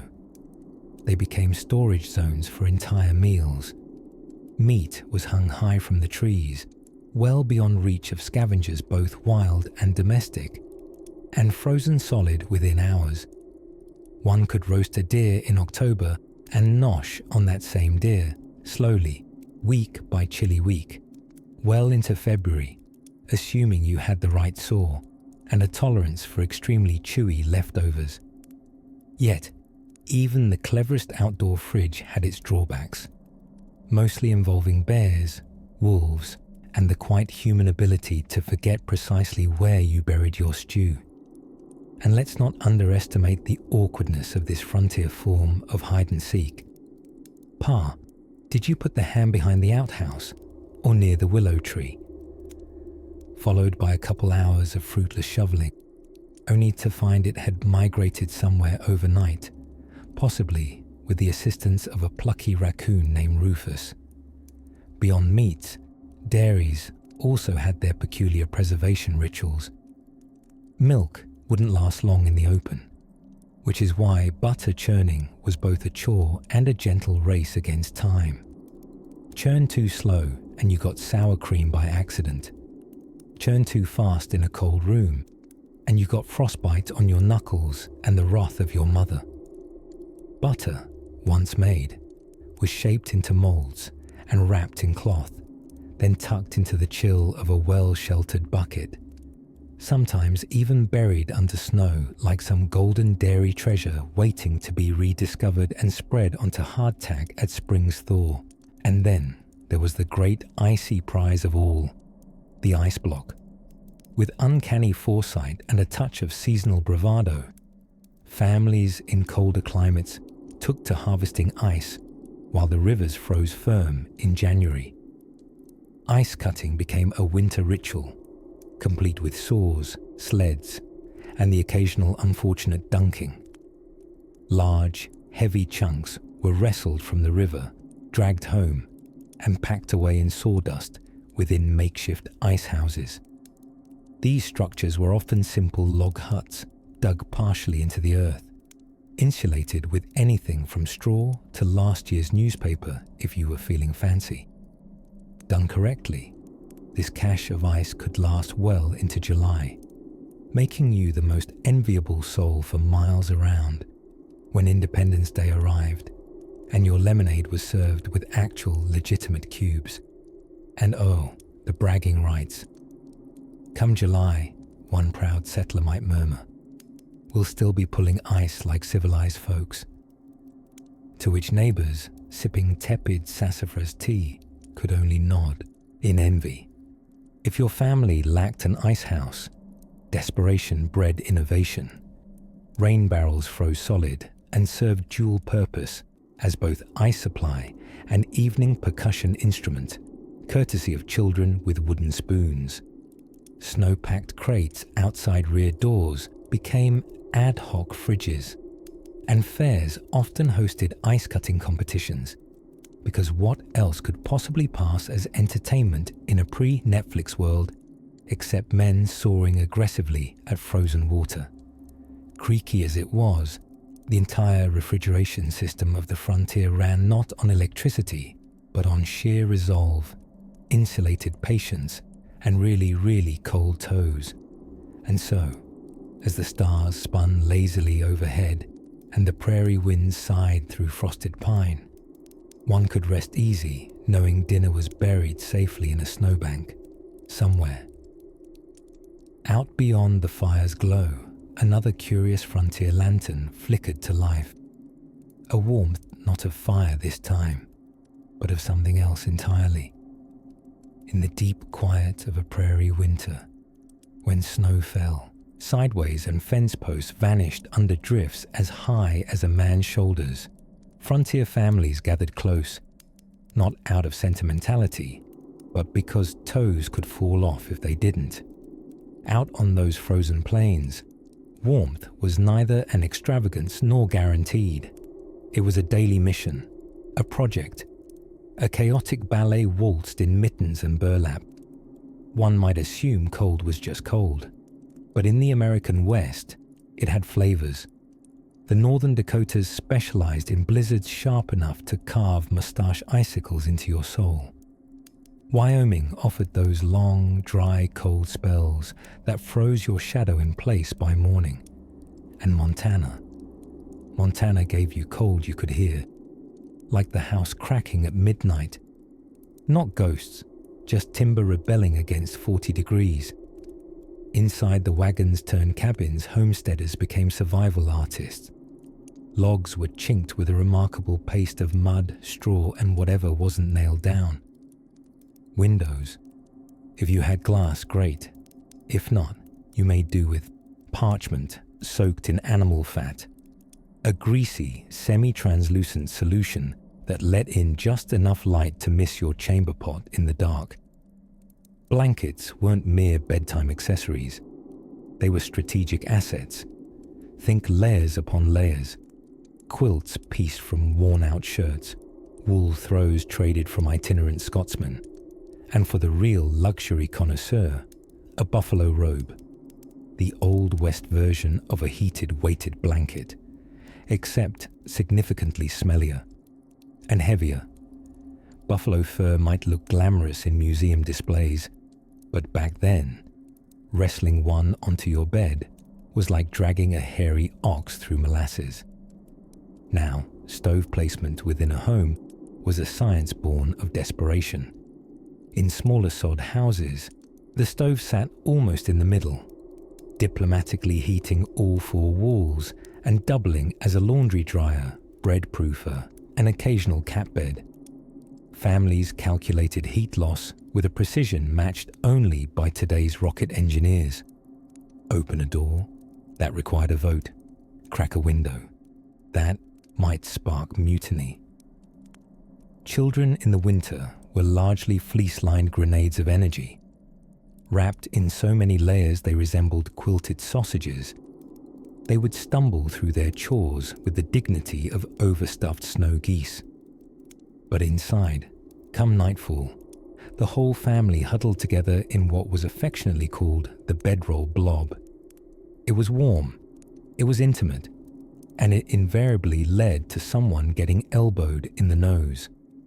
Single-room buildings meant zero privacy, so folks became experts in the subtle language of shared space. Want quiet? Cover your head with a blanket. Everyone respected the blanket cone of silence. Need to change clothes? Master the swift art of the undercover shuffle, a maneuver in which one wriggled into tomorrow's outfit without ever exposing skin to the air, lest frostbite acquire a new victim between shirt sleeves. Speaking of which, sleeping attire had its own rules. Wool nightcaps were in, so were flannel unders. But nothing beat the nighttime comfort of the brick trick, a simple clay brick, heated by fire or stove, then wrapped in rags and placed at the foot of the bed. By morning, the brick would be cool again, and perhaps slightly mournful, like it missed being useful. But overnight, it was your best friend, a foot-relieving miracle, a toaster for your toes. While it may sound rustic to modern ears, or possibly like camping in a refrigerator, the nightly routine had its charms. As wind howled like a coyote opera, families recited stories, hummed hymns, or simply listened to the fire pop, each spark a small punctuation mark in the long sentence of winter. Old-timers insisted there was a particular coziness to being inside while the outside raged. A sense of smugness grew with each flurry. You had triumphed over nature once again, with warm feet and your eyebrows still attached. Not everyone could say that, and yet there was always someone braving the cold, the intrepid, half-frozen chore-doer, sent to fetch another armload of firewood, or check on hibernating livestock who had no interest in sharing their body heat. That nighttime wanderer would return, lungs full of needles, face full of frost, stomping off the cold like victory itself. And once back inside, they'd be handed a mug, tin or ceramic didn't matter, filled with something hot enough to fog their eyebrows. Coffee, sometimes.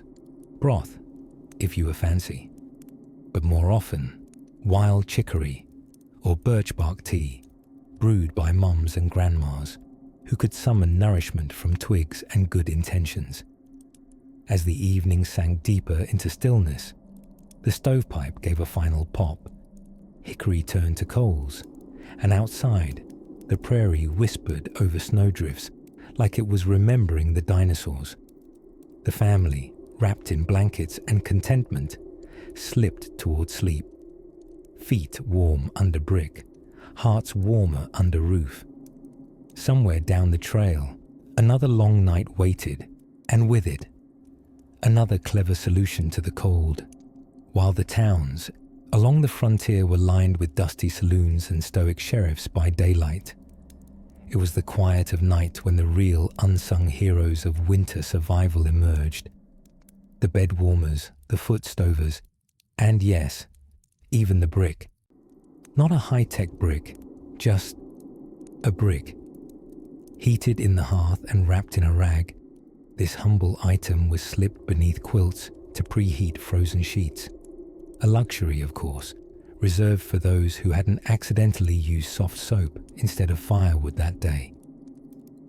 Inside frontier homes, especially as winter deepened, the evening routine was a well-rehearsed performance of layering, tucking, and shivering artistically. Families often shared beds, not so much out of affection, though that was often welcome, but more because body heat was the 19th century's version of central heating. You, your two sisters, a cousin passing through, and possibly a goose, all of you wedged under quilts stuffed with anything from wool to yesterday's newspaper if times were tight. Now, quilts themselves were their own language, stitched with care and gossip. No, seriously, frontier women often included secret designs in their quilting circles to share messages, or at least jab at cousin Lila for burning the cornbread again. The act of quilting was a nightly ritual, both productive and oddly meditative. A stitch for warmth, a thread for memory, a patch made from Pa's old shirt, still faintly carrying traces of tobacco and mule. And then, of course, there was the question of insulation.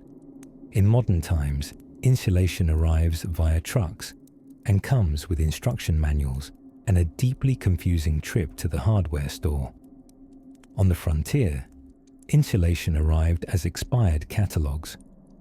When the Montgomery Ward catalogue had outlived its usefulness and, other purposes in the outhouse, a family might crumple its pages and stuff them into chinks in walls, or fancifully line windows with them to keep out the wind.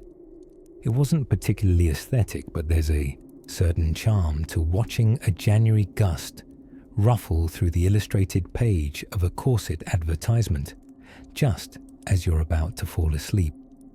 Windows themselves posed a special challenge. Glass was costly, and frost was always eager to throw surprise parties. Many families kept interior shutters, or even stretched canvas soaked in linseed oil over the frame, a makeshift way to keep the cold air out and the illusion of modern civility in. Peeking through a frost-laced window on a still winter night felt like looking into another dimension, a glimmering portal where silence reigned and coyotes sang lullabies in the faraway dark. By now, you've probably asked what they wore to bed. The answer: everything. Nightwear was less about style and more about not freezing one's kneecaps off. Long johns were a staple, flannel was gold, and an extra shawl doubled as a blanket expeditionary force. One young homesteader from Wyoming famously wrote in her diary that she wore so many garments at bedtime she felt like a quilted onion with legs. And that brings us, softly, warmly, to the real unsung miracle of winter life on the prairie: hot drinks. Because nothing knit together spirits and toes like a simmering mug. Sometimes it was stewed sassafras root, sometimes a thin grain coffee, sometimes just warm milk if you were lucky enough to have a cow who hadn't frozen sideways. Whatever was on hand went into the pot, because on those long nights, the line between medicine and cocoa was pleasantly blurry. Even the teapot had an important social role. It sat on the stove like a small reservoir of hope, its quiet burble, a melodic promise that not everything was frozen or silent. Children listened to it like they would a lullaby, the sound of bubbling reassurance that even if Pa's snoring resembled a wounded elk, there were still comforts in this frozen new world. So yes, the frontier family was a masterclass in nighttime ingenuity. They were experts at layering wool and weaving laughter into hardship. While wolves howled beyond the woods and frost painted its stories across the window panes, the inside of those snug cabins flickered with sleepy warmth, with stories half whispered and embers glowing like ancient fireflies. And as deep winter thickened its sky, one couldn't help but marvel at how survival itself could become an art, one stitched, steeped, and softly steaming by the fireside. Let's follow the slow drift now, from log walls and heated bricks, to another curious invention of prairie life that made those long nights just a smidge more tolerable. As the fire dims, we'll lift the curtain on a device both comforting and questionable, one known affectionately as the thunder mug. In the gentle sway of prairie silence, just as the moon stitched silver seams into the snow-laden tops of barn roofs, a strange sort of winter pastime unfurled across the small cabins and dugouts of the western frontier. It was not one that made it into textbooks or carved its way onto bronze plaques, but it very much happened, quietly and often hilariously, inside the snowy walls of early settler homes. The Great Indoor Freeze Festival. Now mind you, this wasn't an official holiday, at least not in the traditional sense. There were no songs or cakes or small children dressed as reindeer. No, this festival was the less glamorous, certainly colder kind. It occurred naturally whenever temperatures dropped so low that life inside a log cabin began to resemble a chilly version of a stage play where breath clouds were dramatic props and speaking too quickly risked turning words into icicles. Families bundled together like nesting dolls, layered in whatever they could find: quilts, shawls, old curtains cut into ponchos, and occasionally curtains still firmly attached to the windows, dogs, cats, and occasionally the more cooperative chickens were invited under the blankets, not out of affection, but out of pure, frostbitten pragmatism. Warmth in the frozen West was a team effort. The festival's main event, unofficially, was the nightly stove performance. The stove, a soot-tinged iron fixture that glowed with modest pride if coaxed correctly, became the heart of winter survival and general amusement. There was a whole family choreography around tending the fire. One person chopped the wood, preferably before the storm arrived. Another fed it into the stove's greedy mouth, and a third hovered like a nervous parent, listening for the whistle of the kettle that never seemed to actually boil. For many frontier families, a failure to maintain the stove's temperamental warmth meant waking up to frozen ink in the inkwell, stiff socks forming small cotton sculptures on the floor, and, on truly unforgiving nights, frozen surface layers on the wash basin. Indoors, some inventive souls tried unconventional heating methods. One particularly determined Minnesota homesteader, Elmer Olstrud, famously attempted to pipe in geothermal heat underneath his cabin, a remarkable feat of frontier engineering that unfortunately redirected a family of curious badgers straight into his root cellar. The badgers were warm.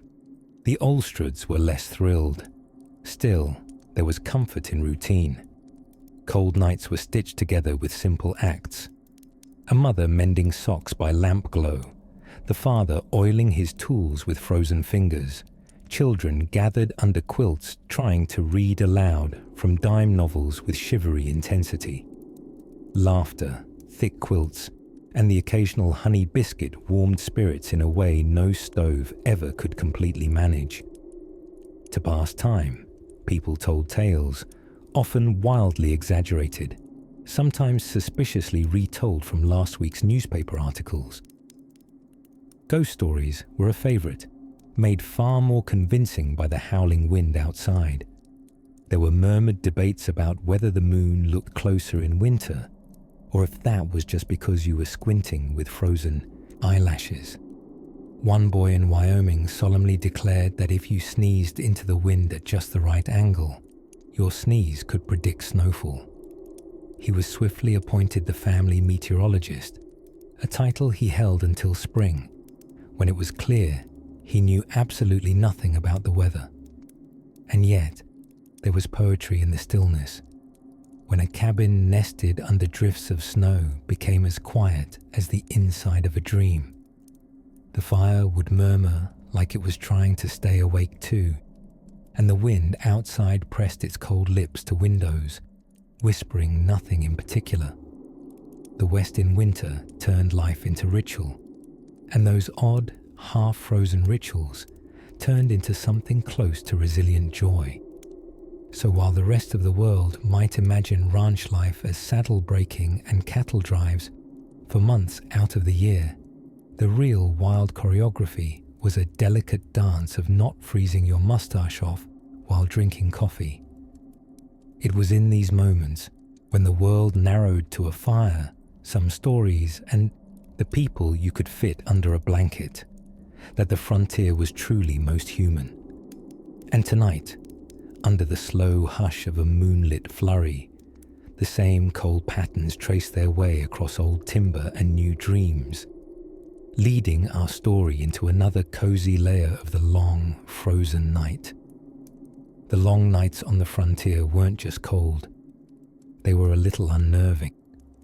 Outside, the wind sang like a lonely baritone with a bad memory, brushing against timber walls and finding every knot in the wood. Inside, families huddled around cast iron stoves, wrapped in quilts that weighed as much as their hope for spring. In the little settlement of Lost Toe Creek, named, curiously enough, after the founder's unfortunate encounter with January, the Johnson family was preparing for another sub-zero evening in their one-room sod house. Sod homes, by definition, were homes made almost entirely out of grass and dirt, on purpose, because nothing says cozy domestic bliss quite like moving into a sturdy pile of earth. When the snow piled high against the walls, that thick earthen insulation became something of a blessing. The Johnsons would tell visitors, "It may look like a giant baked potato, but it traps heat like a dream." And they weren't wrong, so long as you didn't mind the occasional worm in your tea or a spider daring to examine your biscuits. By 8 in the evening, their nightly ritual was underway. Father would carefully bank the fire with dry buffalo chips. That's dry dung, for those unfamiliar, which burned surprisingly well and under the right circumstances, could even be mistaken for a mildly scented candle. Not a good candle, but definitely candle-esque. Mother, meanwhile, would begin the assembling of the family bedding. This was a complex operation involving heavy quilts passed down since George Washington had teeth, a fur made from a mysteriously large beaver, and 3 hot water jugs that doubled as bedtime companions, at least until they cooled into tiny ceramic glaciers by 3 a.m. Children, those indefatigable creatures of pre-electric enthusiasm, practiced the timeless art of not settling down. You could drop the temperature to freezing, cut the oil lamp, and hand them a copy of Lessons in Latin Syntax, and they'd still find a way to turn the room into a minor circus with cartwheels, foot tickles, and whispered debates on whether chicken soup cured frostbite. Eventually, through a mix of lullabies, threat of chores, and the unrelenting power of boredom, silence would settle in. That curious frontier hush that came only once everyone agreed to stop rustling, whispering, and trying to determine if wolves howled in major or minor key. Living through winter on the wild front wasn't glamorous, but it had its quiet charms. The scent of yeast bread rising next to the stove, the creak of roof timbers pushing back against the latest snowdrop, the melancholy whistle of wind filtered through deer, hide curtains. Communities found strength in these slow moments, when there was little to do besides survive, stay warm, and tell stories with enough accuracy to keep them rooted in truth, and enough creativity to keep them alive. Evenings were marked by storytelling. These weren't just distractions. They were moral instruction, entertainment, and neighborhood bulletins all rolled into one. Uncle Avery, the wandering bachelor with a penchant for strong coffee and weak exaggerations, was a valued guest on frostbitten nights. He'd sit mid-crackling firelight and recount tales of outrunning coyotes on a homemade snow sled or mistaken encounters with a magistrate's goat. The children believed him. The adults pretended not to. Occasionally, someone would read, if eyesight, patience, and lamplight would allow it. Books rarely made the treacherous supply runs, unless they could double as weapon, fuel, or a means to level a table. Still, a few precious dog-eared volumes passed from home to home like literary contraband, treasured, shared, fiercely protected from stew accidents. Those frozen nights on the prairie taught families more than survival. They taught patience, cooperation, and the delicate skill of arguing without getting out from under a 20-pound quilt. When there are 5 people, 1 stove, and temperatures that make your breath fall like snow, diplomacy becomes essential. And yet, in all the hardship, something quietly magical settled in with the frost. Time moved differently. The pace slowed. A nightly rhythm emerged. Simple, repetitive, healing. A pattern woven from flickering flames, creaking sod, and the gentle murmur of stories passed between wool-wrapped listeners.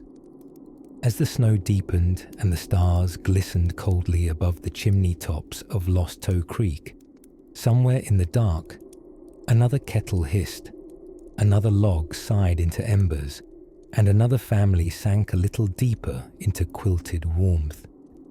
Just beyond the frosted panes and dreams of spring, something was beginning to stir across the frontier. Long before thermostats glowed softly in the dark and electric blankets hummed like lullabies, life on the frigid frontiers of the American West called for a more hands-on approach to not freezing. With temperatures plunging like outlaws off a saloon rooftop, families on the prairie had to get creative and very, very cozy. Now picture a snug log cabin set against a wide silver-blue emptiness. The wind outside is howling some dramatic poetry it dreamt up in a Dakota blizzard. Inside, however, life unfolds in layers, woolen, wooden, and wonderfully odd. There was no central heating. There wasn't even central anything. But there were strategies. Oh yes, and they were as clever as they were slightly ridiculous. To start, heating wasn't a convenience. It was a full-time, slightly smoky obsession. A single iron stove sat in the center of the home like a throne, glowing orange with wood-fed ambition.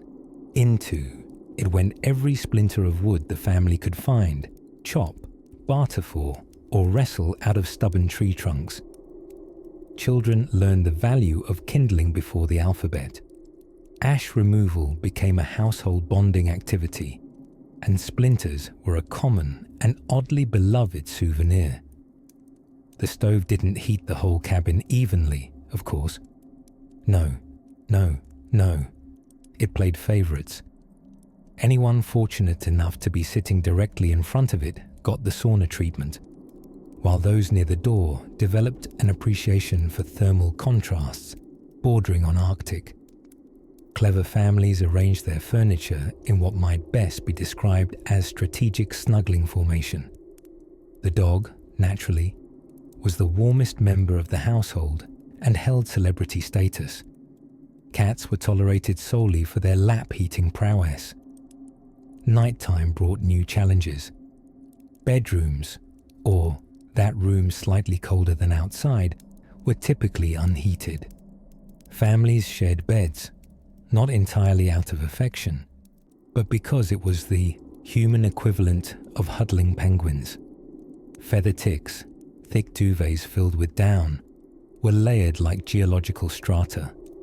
You didn't climb into bed so much as burrow under these cottony frost shields.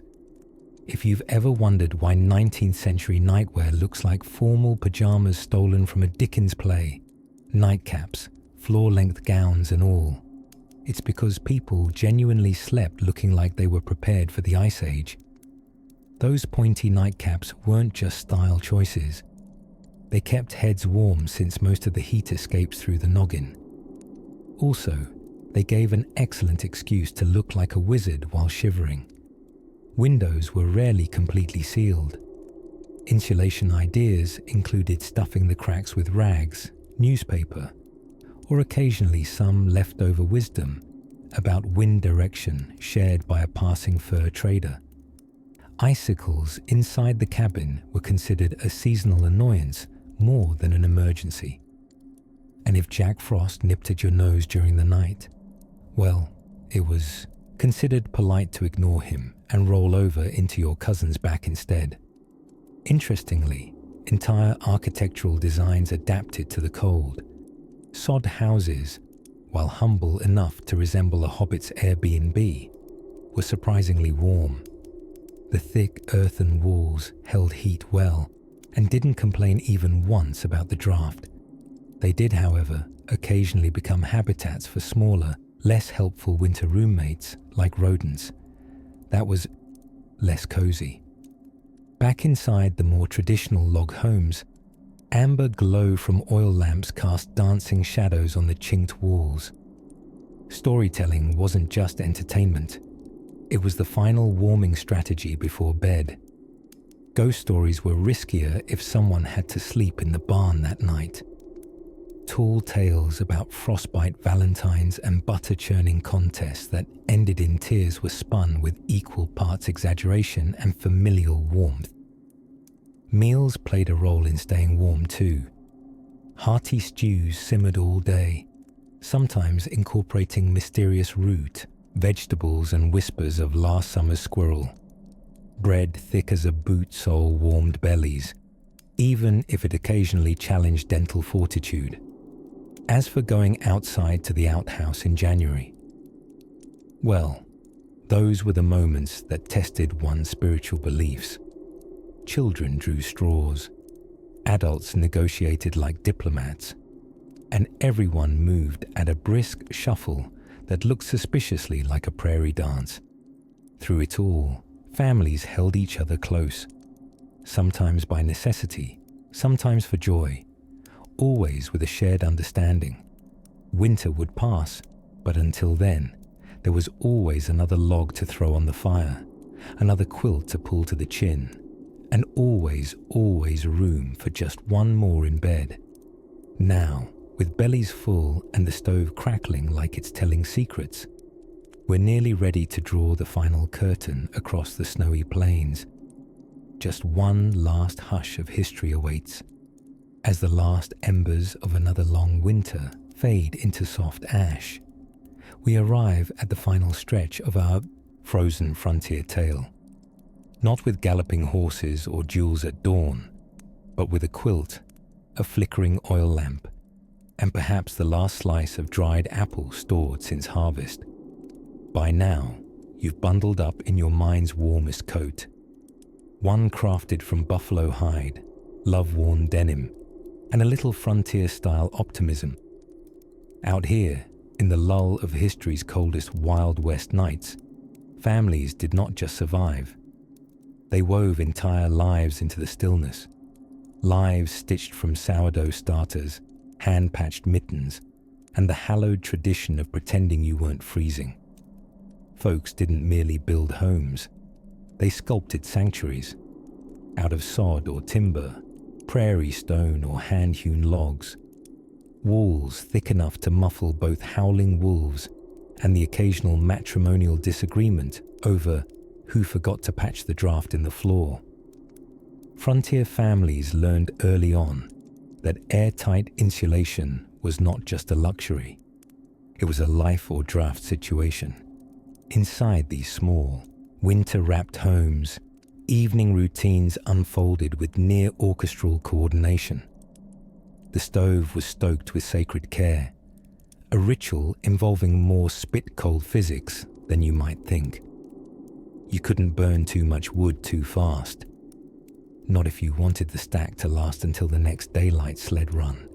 And woe to the person who left the damper open too long.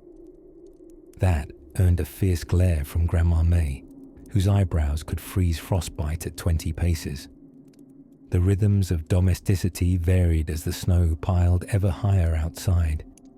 Some passed the time darning socks, though technically it was less darning and more inventive needle sculpture with lint. Others carved toys from leftover firewood, which was only permissible if said firewood hadn't been secretly marked for emergency kindling only. And then there were stories. Oh, those long winter tales. The kind that begin at supper and end sometime after 3 mugs of boiled sassafras tea and a chorus of deeply appreciative yawns. Family lore was a favorite. Did you know, someone might mutter from beneath a woolen heap, that Uncle Edgar once wrestled a raccoon right out the chimney? And everyone knew to nod solemnly. Whether Uncle Edgar ever existed didn't strictly matter. What mattered was the ritual, the bonding, the myth-making, the gentle humour born of lean years and lard biscuits. Children learned their letters by candlelight, tracing them in the fog on window panes. Lowercase B's and D's danced away with the frost. Arithmetic came bundled with wood chopping. If Pa chops 12 cords of wood and uses 4 by March, how many toes will he still have by spring? Practical numeracy, with a hint of terror. Yet despite the ice-laced lashes and frostbitten fences, life in the frozen west pulsed with more warmth than one might expect.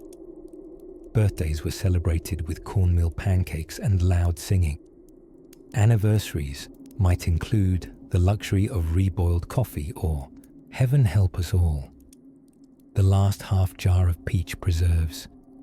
Even romance persisted, though often muted by layers of wool so thick young suitors could barely recognize one another. And what of sleep? Sleep out here wasn't merely a biological necessity. It was a tactical operation. Mattresses were stuffed with straw or feather, but often leaned suspiciously toward one side, probably thanks to cousin Jeremiah's acrobatic dreams. Families layered quilts so high they developed subclimates. The bottom layer might be warm spring breeze, but by the 6th quilt, you'd ventured into an Arctic expedition. Only the very brave or the deeply stubborn would risk wriggling out again once tucked in. Did they dream, these frontier families? Certainly. Of warmer seasons, certainly. Of stews that never ran thin. Of barn floors that never froze over. And probably of a future where humans wouldn't need to milk cows at dawn while frost clung to their eyebrows. A future where someone could perhaps listen to these stories under their own cozy blanket, drifting gently through time. And so, the snowstorms passed, and the night grew still. Another winter folded itself into the corners of cherished memory. The winds calmed, and the oil lamps dimmed, not out of lack, but contentment, because in the end, it wasn't the thickness of the walls or the depth of the snow that defined them.